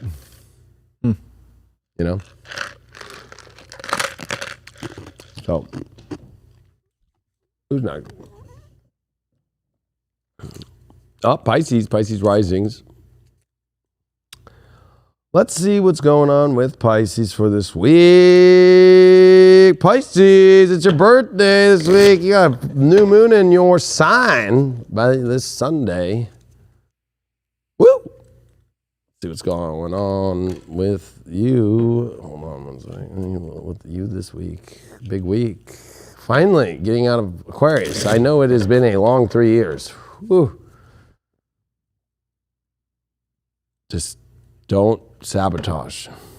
No matter what you do, don't self-sabotage right now.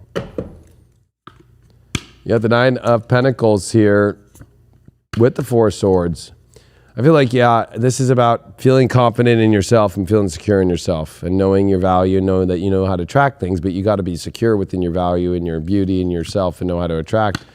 Oh, he had a 5 of Pentacles. Yeah, this is, I think, you really also being comfortable with the fact of your insecurities within yourself in order to become your greatness of how to attract things in. It's not about repelling them or repressing those or forcing them away. It's about integrating and understanding, hey, I have insecurities, but I'm comfortable in finding that I'm insecure. And I'm also more comfortable now by moving this whole week into this understanding that I'm great. And I'm not going to let my insecurities outdo my ability to be beautiful and great and attract the things I want in my life. Career-wise, you did get a 2 of Wands here. So it is about, I think career-wise in the world that you're trying to create, like you're kind of finally starting to find that. You did get a Knight of Wands in reverse here, but I do feel like that you are having an issue at least like fully finding the passion behind it. So I think that's why you're kind of questioning things. You're having like some passion energy in your career life, like not really ready to make some leaps fully. And maybe that's the issue. Maybe it's an insecurity issue. It's also maybe that you don't need to jump until you have found it fully. But I feel like that issue for you right now is the passion energy. It's like you're not putting passion into what you want, because I think that at the same time, you don't really know what your passion is because you're basing it off maybe insecurities or like a foul part of your own, I don't know, weird situations, or don't be crying about money either. You gotta be abundant. You got 4 of Pentacles in your love life here, so you're gonna have to let go of like your own way that you want things to be. Like this is definitely the card of like extreme self-worth too much, which this 4 of Pentacles is saying to kind of lighten it up there. And a Wheel of Fortune too. It feels like things are turning in a new direction, the next direction in your relationship life.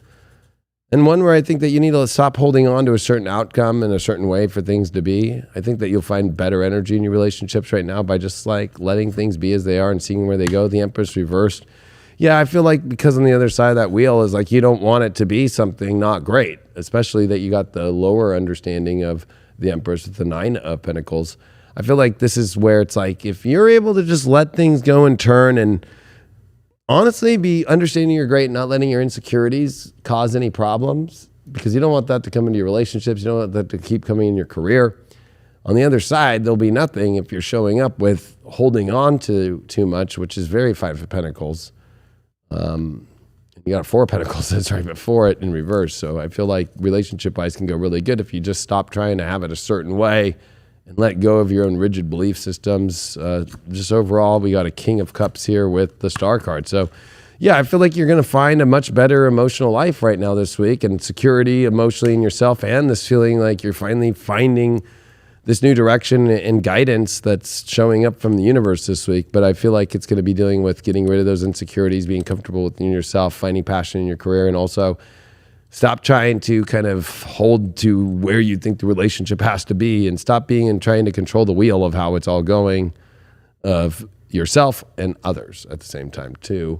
What did we get here? For your, where are you in Avalon this week? You're with Morgan of the Fae. You know, this is all about prophecy, fate. It's a big week for you. And I feel like it's one where it's really tapping into your magic and intuition and starting to use it. I feel like you haven't been using it. You have it, and that's also probably connected to that Knight of Wands reversed in your career and your destiny. So start using it, start reconnecting to it, and remember that you have to actually step into it. I feel like you can't be, we'll just use pictures here. You can't be this. This is not this is the typical Pisces look when they're in that other fish. It's self-sabotaged. And you could be more like this. Your shadow this week is peaceful among the thorns. You know, I feel like that you need to feel the situations that you don't want to go through within yourself and your mind. I feel like you're trying to find peace, but you're not dealing with the thorns that are in your mind. And this is definitely where you know, whether that's talk therapy or whether that's you actually at the same time. It's also a very big card of, I hate to say it, but very Pisces, right? Like total suppression, aware of, I know I'm hurting, but I'm going to find a way to escape. And I'm going to be, it's all at peace, even though it hurts. It's like, no, you need to face the shit in your head. There's a lot of thorns in that head. There's a lot of crazy wheels turning in there. And again, she's trying to see through it all, but she can't. You know, I feel like this is your shadow right now this week, is to learn to get rid of the thorns that you still hold in yourself. That's not creating the peace. Your overall card, you got the Hierophant. Well, this is definitely about your belief systems and also committing to, I think, a belief system that's more positive in your life and more positive for yourself and more positive in being much more loose when it comes to the way that things are going with relationships, and also bringing your passions and your magic into your career and overall feeling comfortable within yourself and valued within yourself. But that's going to take a belief in yourself, and watch your perspective and beliefs being negative and taking things in the wrong direction in relationships, and positive in the direction of career and overall in how you deal with your self-worth issues and so forth. You did get Mars here in the 4th house. So yeah, I mean, this is still here actually for you right now. So actually in solar astrology or in natal astrology, if you're a Pisces rising, this is definitely you remembering how to take care of yourself and knowing how to not try and direct and control and force emotional situations and personal life situations, or anger, or being too masculine in your emotional place. It doesn't work out well. I think that's a good reading for Pisces.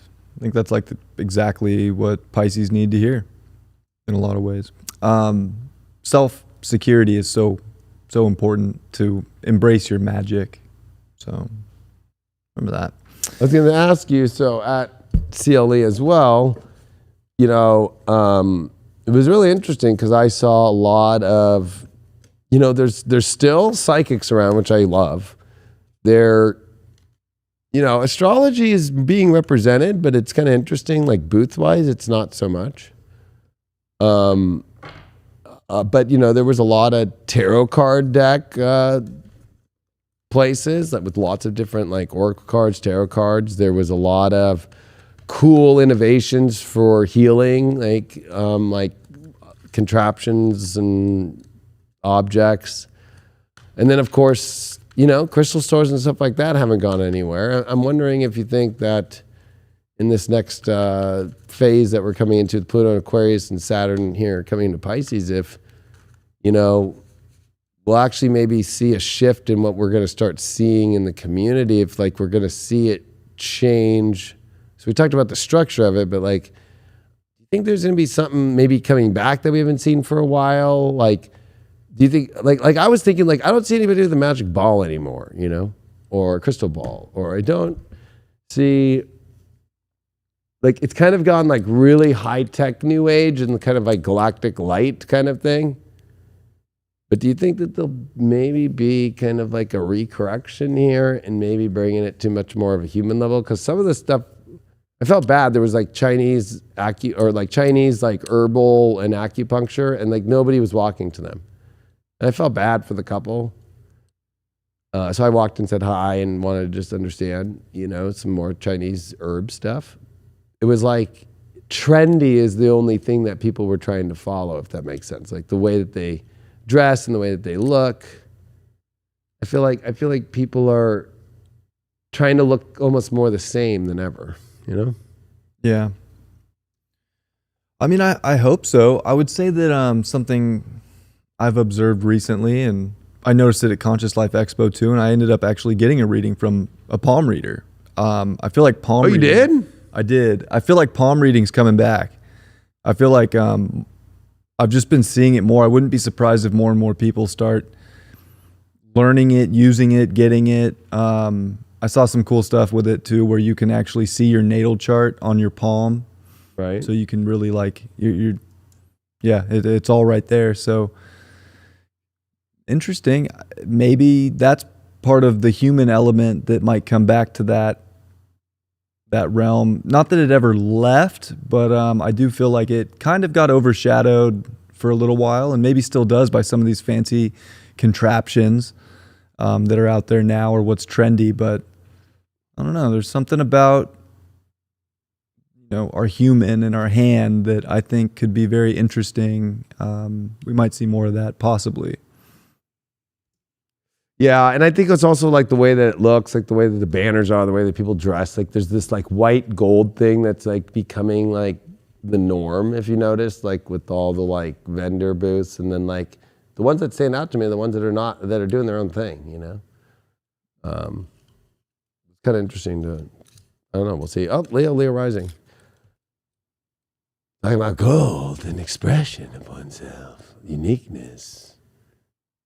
And not even thinking of, Leo doesn't think we're unique. That's the irony of being Leo. You know, it's like, no, I'm special. There's different. Aquarius thinks it's special. Leo thinks, Aquarius thinks it's unique. Leo just goes, I'm special. That's it. Yeah. So I think people that know they're special are going to be coming back, and people who think that they're unique are going to be kind of getting phased out. I would hope that both kind of find a way to be here. Yeah, well, I agree. I just think we're special and unique, and embrace that in others. It's like if you're trying to reinvent the wheel too many times over, like to innovate too much, then it's too weird, then it doesn't work, right? It's like the reason why we still crack eggs by hand and we never came up with all those years and hundreds of years of egg crackers, you know, it's just because it's just like, it's pretty easy to crack the egg with your hands, right? So it's like, I feel like in spirituality, it's like, that's why I was thinking about the old school, like, you know, seeing like the old crystal ball people, and you brought up palmistry, which is awesome. Or like the herbal stuff. I just think that stuff is going to catch on again more, and some of this way too far out trendy shit is gonna go. Yeah, it's almost like more of the like simple human creativity would be great to see shine again, instead of so much contraption. Or because that's one thing I've been thinking is like, okay, if Pluto coming into Aquarius, you know, yes, that's technology, And it could absolutely be electronic technology or whatever they come up with. But you know what it could also be to me is human technology, and this great technology that we all have within our minds and within our bodies and within our beings, and maybe unlocking that. But I think you do have to know you're special. So there is that Leo polarity where you have to believe you're special. You have to know you're special to unlock that intelligence. But then it's not about just you're the only special one. It's also incorporating that with the collective special. Everybody's special, whether they realize it or not. And instead of it just being about one and your special gift, it's like we all have it, but the ones that are ready to embrace that creative side of themselves are going to shine, and hopefully, be a light for others to do the same. Yeah, you couldn't have said it better, because it's not Leo, it's also Aquarius. It's both. Both can get too caught up in being too unique or too special. So Pisces is somewhere in the all of the ethereal and the magnetism of it all. So it's also about magnetism, whereas like the electrification process is Aquarius, So it's kind of interesting that like we're coming into what attracts and what magnetizes with the universe, opposed to what is, eccentric. Right. It's like, don't be too eccentric now, So let's see, Leos. How are you going to go through this week? End of Aquarius coming to Pisces, your 8th house. Devil card reversed. King of Pentacles reversed. 6 of Wands reversed. Well, not feeling like there's a lot of victories right now this week. King of Pentacles, this is what you're going to have to do, is find your ability. At least the Devil's reversed. So there's nothing evil or dark happening to you. There's nothing attached. And maybe you're confused. You're feeling like, where's this, where are these problems happening? Not making you feel abundant or valued, or even, could be even issues with money, or at that 6 of Wands too, like that you haven't got some sort of victory that you need. So what's going on with career stuff? 6 of Cups in reverse. It's not feeling at all like nostalgic, or it's not feeling maybe that comfortable there. And you got a 7 of Cups reverse. So it's like it's not like you're feeling empty.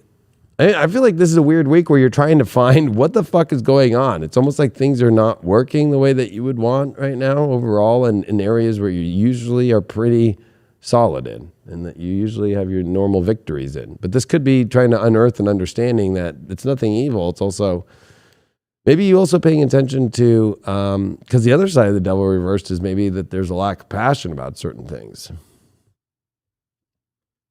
Age of Swords reversed. So I feel like, there's something that you don't understand about your destiny, where things are going. Let's see what's going on with relationships to try and help with this out here. You did get a 10 of Pentacles here, and you did get the Judgment card here. So I feel like, this is definitely a time in relationships where this is where the up is. This is the couple that's going up on the jet, the 10 of Pentacles, and the family, knowing where it's going and building the life and building the foundation. And then you got the Judgment card, right, where it's definitely got to have that spiritual mission oriented and also understanding things spiritually. And the 3 of Pentacles, what's being created, what's being built here, and how to keep doing that right now. There's definitely a lot about building and spiritual creating. So, and especially in what relationships that you're doing that with, that's where it's got to have foundation. But I feel like when it comes to your career life and when it comes to your overall situation right now, it just kind of feels like, I don't know if maybe it's the unseen dark, but the Devil reverse to me is always like, feeling like it's just not able to understand where things are coming from. There's nothing maybe bad going on, but there's definitely a feeling of lack happening. Let's see what's happening overall. 5 of Wands and 2 of Cups. I must feel like, when it comes to much more of your personal life, you're feeling the connections emotionally, but there's complications happening at the same time too. I think that you're dealing in a dualistic world. It's like how to also create foundations and relationships, and this is very 10th house, 4th house kind of problems. but also overall just kind of feeling like there's not a lot of victories happening that you need right now the most. King of Pentacles always has the abundance in the things that it needs. What does Avalon have to say here? Well, the dragon, I feel like, this is going to be the week where you're going to be tested a lot, to be the pathfinder, to find the strength that you probably don't feel like that you have, but you do. I feel like you have the support, though, relationship-wise, and you know which ones are there to support you and which ones are not, and you focus on the ones that are there to support you.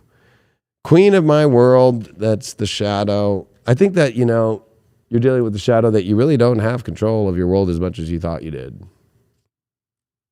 Maybe it's by letting go that you are, on top of everything so much that you can get to the bottom of whatever it is. Because I feel like that there's a hidden aspect here with that devil reversed, that it might not be this outside source, but this inside source that's feeling the lack going on overall with this major arcana. The Empress, knowing the ability to be abundant and create, and you have it all, the highest form of it. So could be definitely you dealing with a very big test of having to have the power and strength to create and know that you have that power again. And it's almost like re-upping who you are. If anything, it's almost like being the sun that you are, Leo risings, having to recharge that sun from within and reignite. I feel like, believe it or not, Leo's, that's always what the answer is.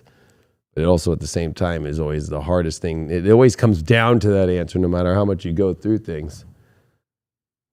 So I still feel like it's going to be extremely challenging. I will just pull one card for you, and me too. 4 of Cups reversed. Yeah, you haven't been feeling like the gifts that you need has shown up. Maybe you're not supposed to get a gift. Maybe you're supposed to create it yourself.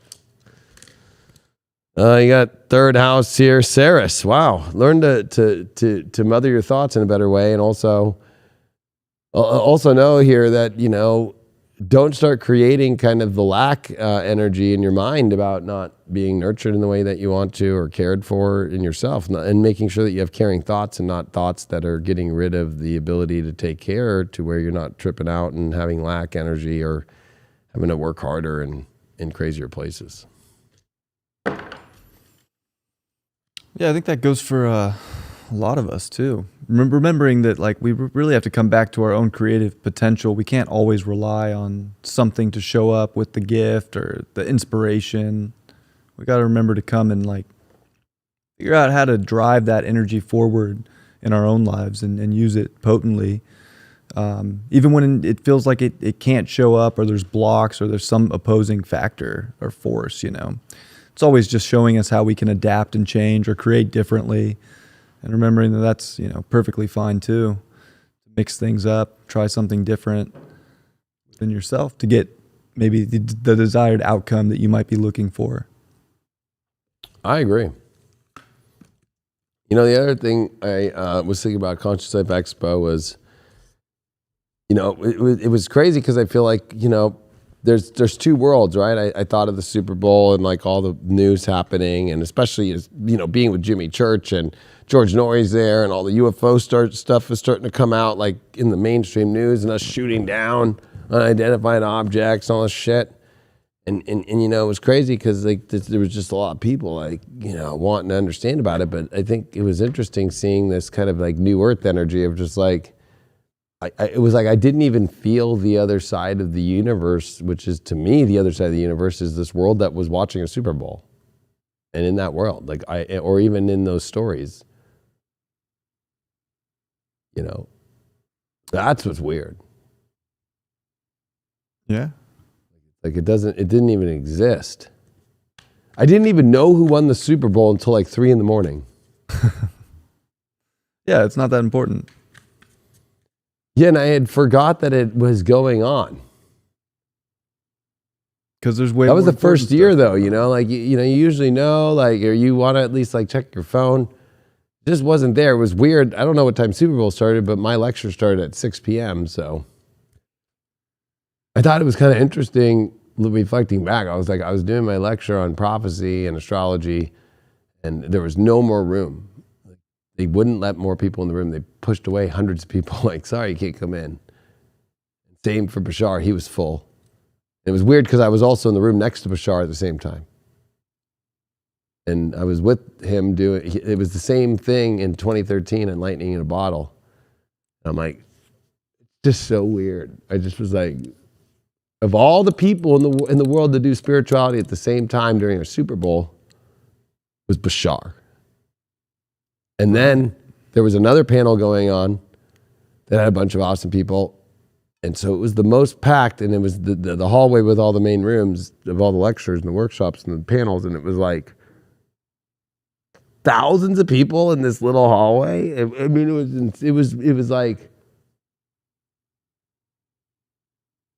the new earth is out there. People just have to go or live in it. You know, even like you didn't even find out about the Super Bowl because you found out because people at the fucking museum told you. Right. You know what I mean? Because you're not for that too. You're in a different world where where you're being called to spiritually with your partner and all that. Like, it's a different, you can be living in that world now, you know? I think that's a big point, you know? Is like, to get out of this matrix, you go be your own unique world with the world and with the others that you feel called to be doing, and you're not even paying attention to the other world, you know? Yeah, I mean, I think a lot of it is like turning off the TV, whether it's the Super Bowl or the news. And that's where I'm skeptical about even the UFO stuff that's on, you know, that's going around right now, is because it's being broadcasted by the TV.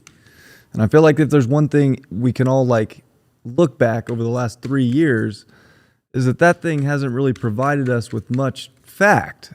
You know, maybe sprinkles of it, but it's up for debate. You can, you know, come to your own conclusion on that. But for me, it hasn't had much truth that resonated with the new earth frequency or whatever it is that I'm trying to create in my life.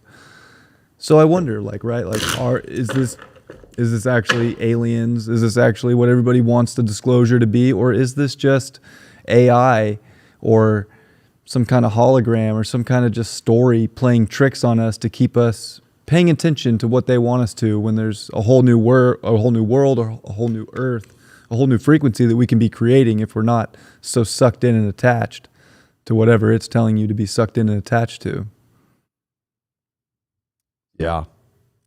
Well, let's see who's next. We got Aquarius Risings. Happy birthday to these end of the road Aquarians. And congratulations, but not too soon yet. Congratulations. You're almost through Saturn. We're with it as I'm doing this right now. I'm pretty sure it's exact. Sun and Saturn are in the same degree at 27 degrees right now. So I'm pretty sure. So if anything, this is your big graduation moment here. But, you know, also remember there's a little bit to finish out here. And Mercury still being here, and also Pluto at the last degree of your 12th. You got one more month of that. So just know that, you know, you're definitely going through your biggest cocoon moment and transformation moment right now, and just keep moving forward. Overall, spiritually, you got the Six of Pentacles in reversed, and you got a Page of Pentacles in reversed. Wow, this is definitely, Ten of Cups. I feel like, yeah, you know what the dream is, but things are not fully coming together the way you want. That Page of Pentacles, it's like you still haven't figured out the answer that you need to make your dreams happen right now overall. And that Six of Pentacles reversed is like, you're not probably feeling up to doing the work of the service that you really feel like doing. You feel like that you don't have all the things that you're able to do to make it feel whole. Like you want to do this, but you can only do this right now. You can only have this much resource, or you haven't found the answer yet of what resource to use, or even if you even have the money, because we do see that Bitcoin reverse there. I just feel like, you know, you have to remember, Aquarius, that, like, you know, you're going to get everything that you want, but, you know, it's steps at a time. And also I think this week is about realizing, you know, it's not what you haven't heard or found yet, or the answer that you need. It's maybe stepping into that service wherever you're feeling like, I don't have the ability to. Well, find the ability to. Wherever you feel like you don't have the answer, well, do you really need that answer to do what you need for your dreams? Maybe there's other ways to do it that maybe you haven't thought of. When it comes to your career, you did get the Lover's card, so I feel like you're I think part of this whole dream is really clear on where you want to go with your career. You're happy and you want to connect with that very deeply. And then you got this Ace of Swords reversed. It does feel like you haven't found, again, I think the essence and the passion and the understanding's there, but I think when it comes to the mental aspects and to the physical aspects, there's some problems going on right now with how to make this huge dream come together and how to have everything that you want come together. But remember to start, when you have a moment when it's like, especially it's like you love doing your job. I don't think you have a question about the thing that you love that you want to do. But when it comes to actually how your state of mind is during these times and moments when it comes up, I feel like you're kind of not as interested, or you're feeling like, it's not like that passionately, just like, yeah, boom, let's go. I feel like you get the essence, you get where it is, but you're not having the energy to do it. I'll give you one more. 6 of Cups. You might be a little bit too lazy, or at least the environment's good, and I think it's the edge that you need to find. Love-wise, you got an 8 of Pentacles here with an 8 of Cups reversed. Oof. The Wheel of Fortune. I feel like, I don't know. I don't know if you are dealing with somebody from the past or you can't let go of somebody from the past. Somebody from the past is going to try and come back this week. But also it could be that, I don't know why I'm getting that you could be just distracted about the past, but the Wheel of Fortune is turning forward. At least it's showing up here. It does feel like you're coming to a big moment about things about maybe the past, if you're in a relationship, the things that didn't fully work that maybe you're trying to have work this time. So maybe it's not focusing on the things that don't work, or not focusing on the things that do work, but what things aren't worked out or haven't been working or have never worked that you want to integrate now. And maybe that's why you're not having or you're having issues overall getting your dream. It's like, or if you're single, it's like, oh, I can never have that kind of relationship that sustains and keeps going. And so you keep looking back at the past, but it's telling you to keep looking forward. Everything's trying to keep telling you to look forward. Overall here, you got the Empress card with the Queen of Cups. I think, again, this is awesome. This is like, it's a higher version. Stop looking at the little things. Remember this higher, ability to create and manifest the alien baby that you've always wanted. No, I'm just kidding. But that's the whole thing. It's like you have the ability to create everything right now. You got a Queen of Cups here. It's like, the emotional aspect of what you want and need. So stop making it so complicated. And stop making it feel like there is so many blocks, when I think it's more like, I'm on the right path, I'm emotionally in the right place, I have the ability to do it.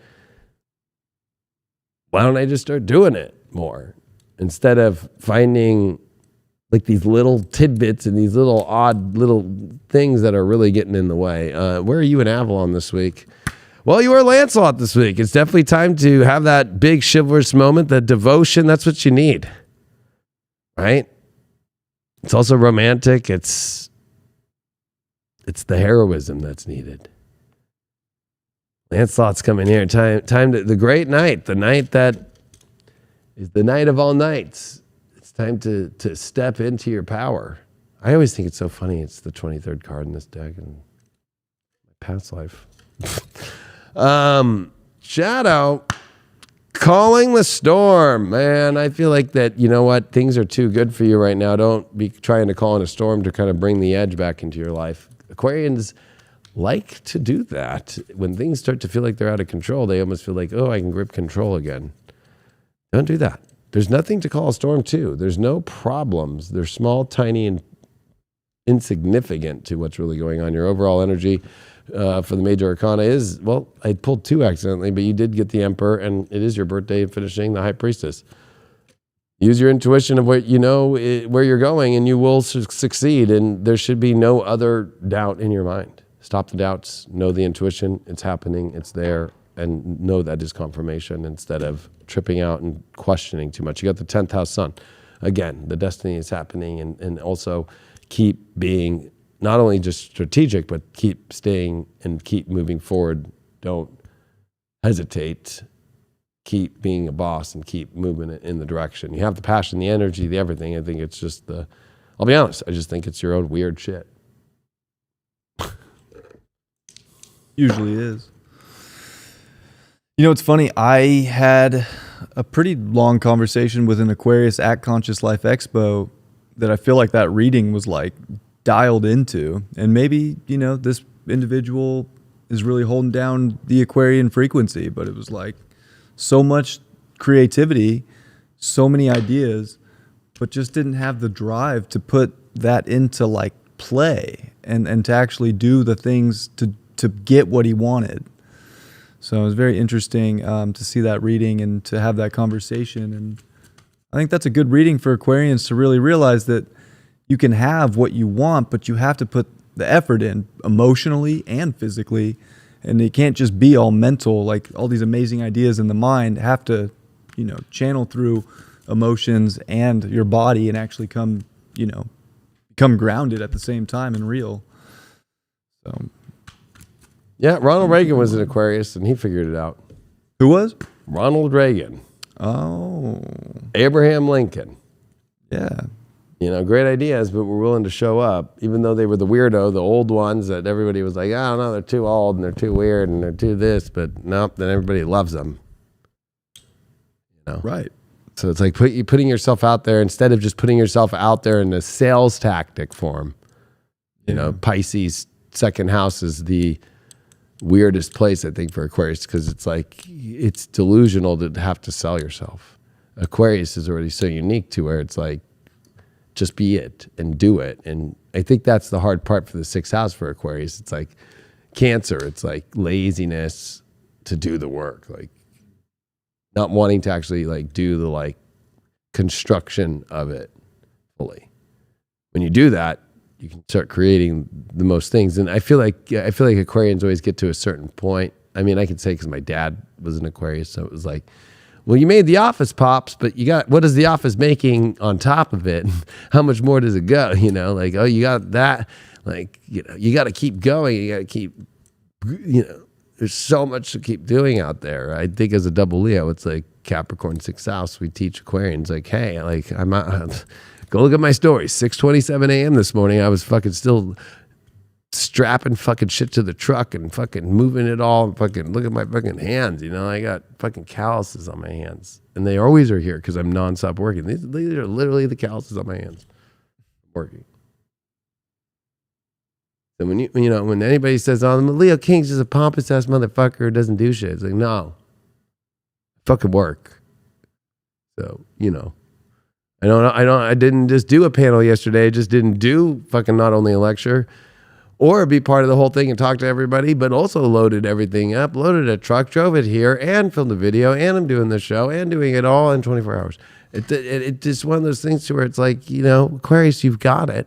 Just do it. Stop doing this Cancer. Aquarians like to sit. So. Next, we're at the end here. A couple left here. We got Capricorns, and then right after that, it's going to be between Aries, and it will be between, I think we haven't done Taurus yet. Yeah, so. All right, Capricorns, let's see what's going on here. What's going on with your life with overall spiritual energy to see what's the energies that you're going to be dealing with this week here. Booyah. You did get a... Oh, I think that's an interesting card. It is the Page of Wands in reversed with a Temperance card here with Knight of Cups reversed.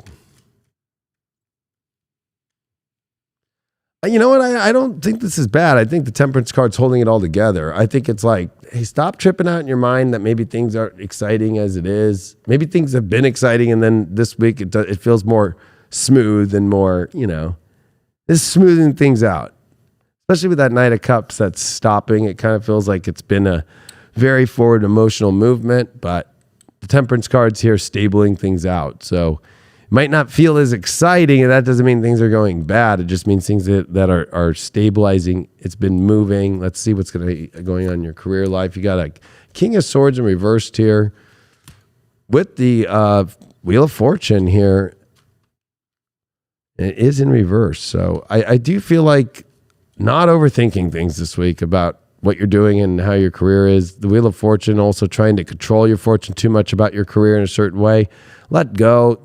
I think if you're trying to strategize too much or figure it all out too much, you are finishing this Aquarius transit here in your second house. I do feel like this is an important time for you to remember, let fortune show you where things are and try and understand things. There's a lot here where I feel like temperance is trying to show you like what's real, what's natural, and just keep focusing on that instead of focusing on the little things like, well, I'm not stimulated today, or I'm not emotionally feeling in this way. It's like every bump in the road, don't turn the wheel of the ship. You know what I mean? Like it's one of those moments where it's like, let the wheel turn the natural way that the flow is going and not trying to outsmart the wheel itself of life. In your love life this week, you got the star card here, and you do got the 6 of wands, or swords, sorry. This is a cool card combo, and it definitely does feel like there's a fresh energy coming in, and at the same time, it also does feel like it's moving in a new direction to a new place. It's always a better place, 6 of swords. What is this place going to? Well, marriage card here, 4 of wands, or at least some sort of celebration or commitment level that's going to a higher position here. But that's what's kind of weird. Star card kind of wants to stay I think this is leaving the understanding that, okay, you're guided, the guidance, go to what the guidance told you to do. Start focusing on where things are going instead of like what the confirmations are.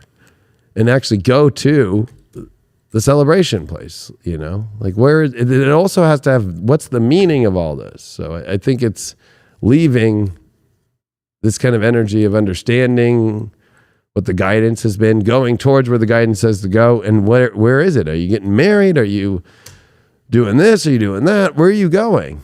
But I think maybe the career is kind of doing a loop of where the relationship stuff could go, because that's the place that's really upside down here. I'll pull one more card for this.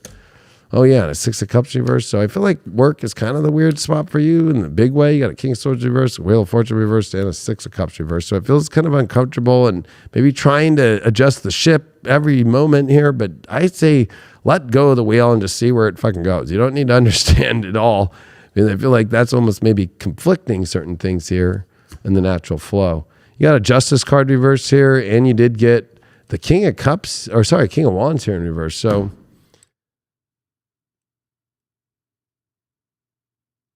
I don't know. This is a weird one.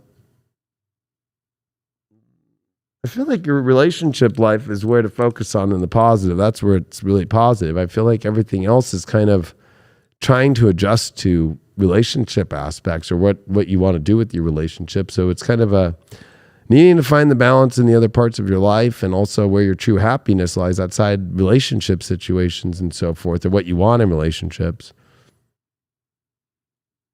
Because you did get that King of Wands in reverse with that Justice card reversed. And I feel like it's trying to, especially with the Wheel of Fortune reversed, I feel like this is a readjustment week of like all these other places and all these other things. But also at the same time, it has to have a meaning of what you want relationship-wise in your life. Like where is this going? Until you know where this is going, like there has to, in relationships, there's a finalization, like we getting married, or if it's a friendship, like are we going to be best friends in life? Are we going to, if it's your family relationship, like are we going to be doing the family Christmas at my house or your house? Like there has to be a final destination. I think until you have final destinations, everything's out of whack. Where are you in Avalon?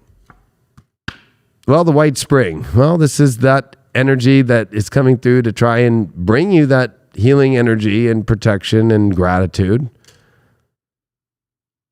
So at least I think you can understand where this is going. Although I'm going to be honest, I'm going to pull you another one because I kind of feel like this White Spring is just kind of not doing anything. I don't think there's any healing that's being needed to be done. Oh, you did pull Guinevere here. Yep. There's that beauty. There's that sexuality, the love. I feel like that's, again, a solid spot, but Gwen didn't know what she wanted or what the meaning was. Did she want to be with Arthur or Lancelot, or she didn't know. And I think that, like, what was the final call? And I think that's what you're going to have to make here is like, where is this fully going in my life? Because if you sit in the fence too much, That's how Camelot falls. That's why I love using the Camelot set. Your shadow this week is the forgetting oneself. So you could be overdoing too much in your relationships and forgetting your own self. Could be in any kind of relationships too, family, friends, work, lovers. But definitely there's needing to find like where you think you are in all relationships. Where's the final destination? Where are you in this, and knowing the imbalances, especially with that Justice card reversed and this King of Wands reversed, definitely dealing, and you got Guinevere, there's definitely a lot of romance and the protection of the White Spring to understand how to stay in alignment with yourself. And especially because this card also says about the gratitude that we have in the healing, but really the 5 energy is of the understanding here of the White Spring is to clear oneself to make sure it's in alignment. You did get a Page of Wands here reversed and the Temperance card trying to understand what the whole purpose is to create the foundation in the most beautiful way. So it's not bad. I just feel like there's a lot of imbalances that are being balanced out this week. And you did get the Judgment card. Damn. So it is pretty big. The universe is saying it's time. What's the call? Gonna rise up. What is it? That's an interesting alignment there. 6th house Saturn. So yeah, you are definitely figuring out your life right now in your day-to-day schedule and making sure that you figure out how to make it all happen and work out for you in a much better way. Yeah, I would say that's very true. And, I think if you think about a Capricorn, right, you have a 3rd house that is Pisces. So it is kind of weird. Like there is this plan and there is this linear sort of way, and time is so important. But sometimes to really use your mind properly is to use it in a more abstract, creative way, and to not look so much at the detail, but to be open to kind of the ebb and flow of when the thoughts come in and how to properly use them. So maybe this week is more, you need to get out of your head a little bit, focus on what you're actually feeling, and the changes necessary to get things in alignment so you can kind of get that justice that you're looking for and level things out. But it's probably not just this is the trail to follow. It's more like a really weird sort of maze that you intuitively follow, but it leads you to what you're looking for. So you have to kind of go more into the creative side of your mind instead of the analytical mind, because that might just stress you out when you don't need to be stressed. You just need to stay on more of a spiritual purpose. Yeah, look at Fauci, his mind, fuck. Dude's crazy. I mean, now he's saying, yeah, flu shots and that other shot, they don't work. I can't. Really? Okay, bro. We were trying to tell you that one a long time ago. I can't.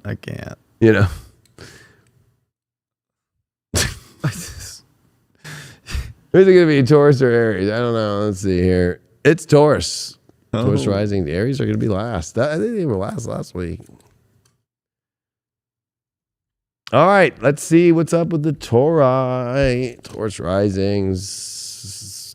I know it's been a lot of gnarly fixed energy, and even though Pluto's coming into fixed Taurus, it's Pluto coming to the top. It doesn't mind being at the top. Don't worry about that. So I think that you need to realize that, this is, there's a lot going on in your belief systems, and maybe feeling like you're at the edge of a cliff of not knowing where things are going. But if you really look deep, you do know. There's a lot of excitement to find. What do you got going on here? You got the 3 of Wands. Yeah, the big adventure with the lovers. Damn, with the 5 of Cups.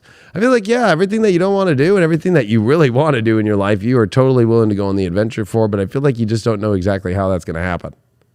Of course, it could be love too. It is the Lover's card, but I am pulling this card in an overall spiritual energy, but I will throw that in there. Maybe it's the adventure of love that you don't know how to get to, but I don't want to emphasize love so much. I want to emphasize the overall energy. Is like, I think that you are finally over a lot of things, but you're still kind of holding on to that old story, but at the same time, you're ready for all this excitement, and then you're ready for the actual to do the excitement, but you haven't seen it where it's going yet.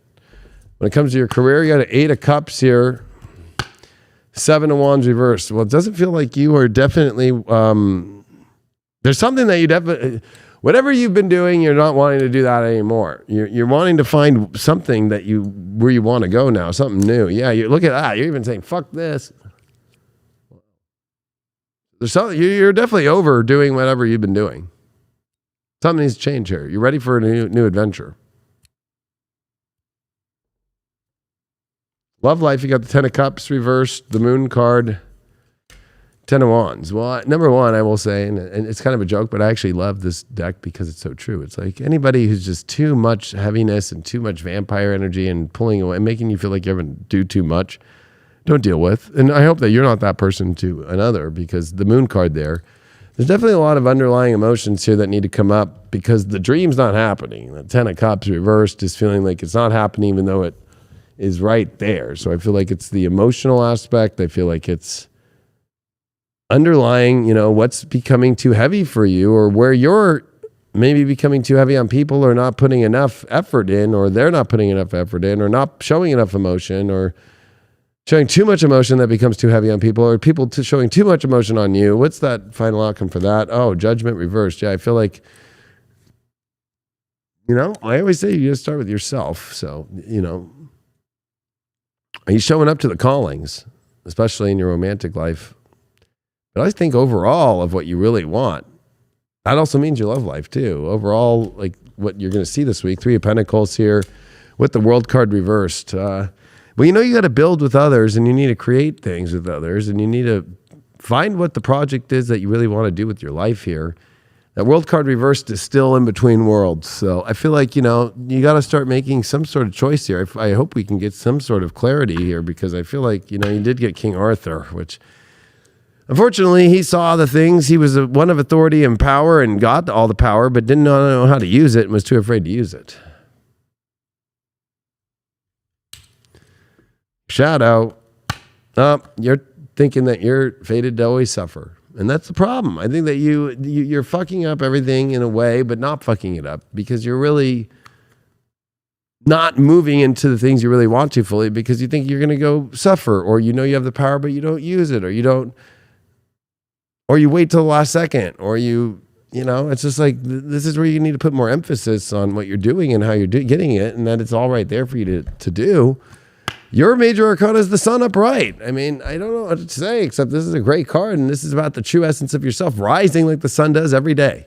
It's constant. This is about being constant with who you really are, and showing up fully with all the brightness of who you are, and not being afraid and not shying away from that, not letting the old stories pass on. You did get the 12th house Pluto here. Yeah, this is you definitely uncovering a lot of that deep buried subconscious shit, but also it's about really, committing to letting go of the holdbacks that you have spiritually. Yeah. Well, I did do one other thing in Vegas. What? That I didn't disclose. Lauren and I went to the King Tut experience. It's like Is that at the Luxor? Exhibit at the Luxor, yeah. That was pretty cool.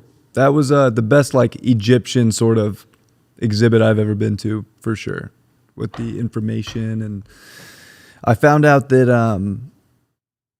Hathor, the goddess of love, is a Taurus. She turns into a bull or a cow, but it looked like a bull. But goddess of love, Hathor, Taurus. So remember that too, Taurus. It is all about that self-worth and that value. I guess that's very important for love in all aspects of your life. Yeah, well, it's funny you're at the Luxor, because in November, I think it's going to be the 10th, 11th, and 12th at the Luxor is going to be the Stairway to the Stars that Disclosure Fest and Jimmy Church is throwing. It's going to be a huge, massive event, like beyond. I'm going to be there. It's going to be fucking incredible. So, of course, last year I did Disclosure Fest. So just go to disclosurefest.org, check out the info. They just started releasing the dates. They've rented the whole Luxor out. It's going to be beyond sick. Yeah, I saw the flyer for that. That's going to be epic. It's like, I mean, and we did Disclosure Fest last year. That was such an awesome fucking day. Now it's 3 days, and they've rented the whole Luxor out. There's way more to come to be shown on that one, but I'm just going to tell you all, like, this is going to be awesome. So, and you know, it's awesome. I was with Adrian this weekend and Jimmy Church, and they are throwing the coolest shit ever. So I'm already going to start promoting it way ahead. You know what I mean? Yeah. Like, do not miss it. He does last some one is Aries. super cool stuff. Yeah, last one is Aries rising. All right, Aries. You know, I'll give you another deck. I know Aries are like, I don't want that deck. Deck. Aries. You know, this is gonna be weird. You're moving into the 12th house with the new moon in the 12th, and then Saturn to follow right after, and you're getting, I think, this is what's going to be the weirdest thing. When you move out of the 11th into the 12th, everything's going good, and then it just kind of goes into all right, whoa. What the fuck? This isn't really the defining moment. So remember that this is a prequel to the next 3 years of Saturn and Neptune that are in your 12th. So don't let it scare you. You know, but it also is pay attention. Pay attention to where things are really going subconsciously. Anything that you've been feeling coming up that you haven't seen the reality yet, that's kind of deep within yourself, like those things are going to be exposed starting of where they're going to be going. So, all right. Well, you got the Magician card up right, with the 7 of Wands in reversed here, with the High Priestess in reverse. So, I feel like the magic is here, but I do feel like it's like not been fully understood where to put it. I feel like there has been some clarity issues here, maybe hunches that haven't turned out to be fully the way you thought the magic would turn out to be. So this is going to be a week to pay attention to that extremely. Also, that 7 of Wands is like full commitment and valor to a place of the magic, and you have to have that to use the Magician energy. So, especially Magician energy is a lot different than the High Priestess. You know, it's an alchemist. It's not a seer. Seer energy is one thing that I would remember is maybe out of whack right now, and to really, I think, kind of focus more on, what you can actually manifest and create, not from a visionary point of view, but from an actuality of all the elements of life itself. And also how much valor that you have to put that magic in. It's one thing to have a magical vision. I think you're realizing the magical visions you have aren't happening, but the real magic that you can do is showing up. Career life, you got the Queen of Swords, which is really awesome, with an 8 of Cups in reversed. Well, I feel like, you're being very clear about where things are working in your career, where things are not. 8 of Cups reverse. This is definitely not ready to walk away from certain things. Maybe you're really getting some clear facts about where things are at right now. Let's see, what is it that you're walking away from? King of Cups, places of comfort or places that make you feel secure in your life. So I do feel like that you are being smart this week and not screwing your life up in a way. This High Priestess, maybe there were certain things that were hard to understand till you really see what's starting to manifest in your life here. Career-wise, I feel like you actually can be much more clear, but you're definitely at least very clear about what you're not wanting to walk away from that makes you feel good and feel comfortable. Love life, you got a 3 of Cups here with the Moon card here. I mean, I'm not going to lie, it could be definitely multiple people, hidden emotions, or maybe your partner, or maybe you're thinking about or the partner's thinking about somebody else, or there's a weird situation with somebody else, or a party situation. I mean, you got the Lovers here with the Moon and the 3 of Cups. Could be dealing with like your own love life and then friends and other people that are kind of like getting mixed up in the emotional uncertainty about how those are all connecting. And an Ace of Swords reverse. So I do feel like it's not very clear. Again, this High Priestess reverse keeps getting me. What's that about? Yeah, the Hierophant. Yeah, the belief systems are unclear. They're not really going the way that it looked this week in the visions. The magic is there, but how the vision is tuned is a lot different than the magic itself. That's the number one key to understanding alchemy and being a seer that Nostradamus teaches. 7 of Cups is your overall here with the 6 of Wands. So it does feel like you are still looking for more that you haven't found. And you haven't found the victory that you really want, or at least the accomplishment or the recognition that you maybe want either. Where are you in Avalon this week? You're with Caradwin, who's sitting there with a pot she's not even stirring the pot. Inspiration, transformation, creativity. And that it's a weird card because I do feel like you're not stirring the pot enough. Or maybe, she's kind of unsure. She needs inspiration. She needs to find that. It's like, she's kind of in the transformational process and a little unsure if to do it or not. And I feel like there's a lot of insurities about certain things right now. But career-wise and what not to walk away from is probably a very clear thing. Let's see what's going on. What's her shadow? Atonement, being stabbed in the back or feeling like you're being stabbed in the back or doing the backstabbing yourself is always the shadow, right? So be careful of that. And also carrying like that feeling like you're being backstabbed without making sure that you're not paying attention to the shadow of your own backstabbing yourself. This is your overall, and you did get the World card. So this is definitely trying to understand your whole entire world right now. Very finishing out this Aquarius transit. And also, what's coming to completions and ending, and definitely trying to figure that out in a very confusing state. And also that there's something that the world you have not seen fully yet that does not feel like it really has reached the place yet of where it's truly worth. And definitely the pot needs to be stirred because it's not fully stirred yet. You got Pluto here in the 6th. So I don't know why this fucking die always lands on the 6th lately, but it kind of feels like we're all going through the biggest reality changes. And for you, I think you're going through that, getting deeper into what the reality really is and specifically what changes need to be made and which ones need to be altered and not altered and getting to the bottom of a lot of those reality aspects and out of the illusion. Yep. Get things in order now and don't slip backwards.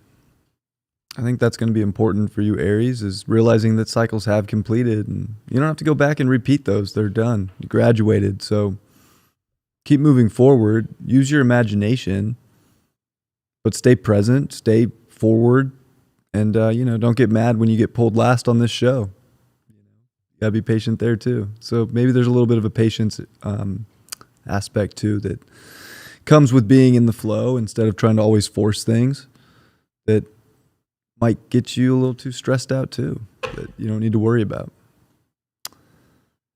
Booyah. That was fun. That was fun, and it was fun hearing about your journey and being able to do the relation to Conscious Life Expo and both the spiritual community and that other side of I guess you would just say it's the side that deals with the more of the shadow parts of things, which of course we have to remember that the shadow is integrated into the light and so forth. So, but it is interesting that if anything it does is it helps validate things. If a crystal helps in a good way for somebody, there is dark things out there that help the evil in evil ways too. So be careful of all that stuff. And just like Brian, I think showed the perfect way to do it. Is knowing your boundaries and that's life. You can't avoid every shadow or you're never going to live your life.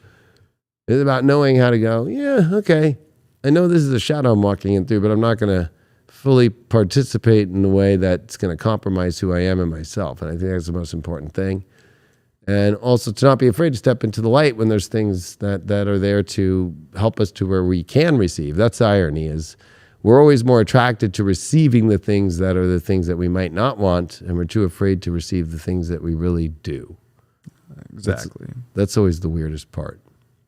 Make sure you follow Brian, Fix Their Moon on YouTube and all his videos and to get a hold of him. And of course, High Vibe TV for all the awesome shows, and of course on the app, the community, so forth. High Vibe TV on the app stores, or of course on the website, highvibe.tv, to get all the shows. This is the only free show that we do every week. Appreciate you all. Thanks so much, Brian. We'll see you next week. Yep. Love you all. Bye.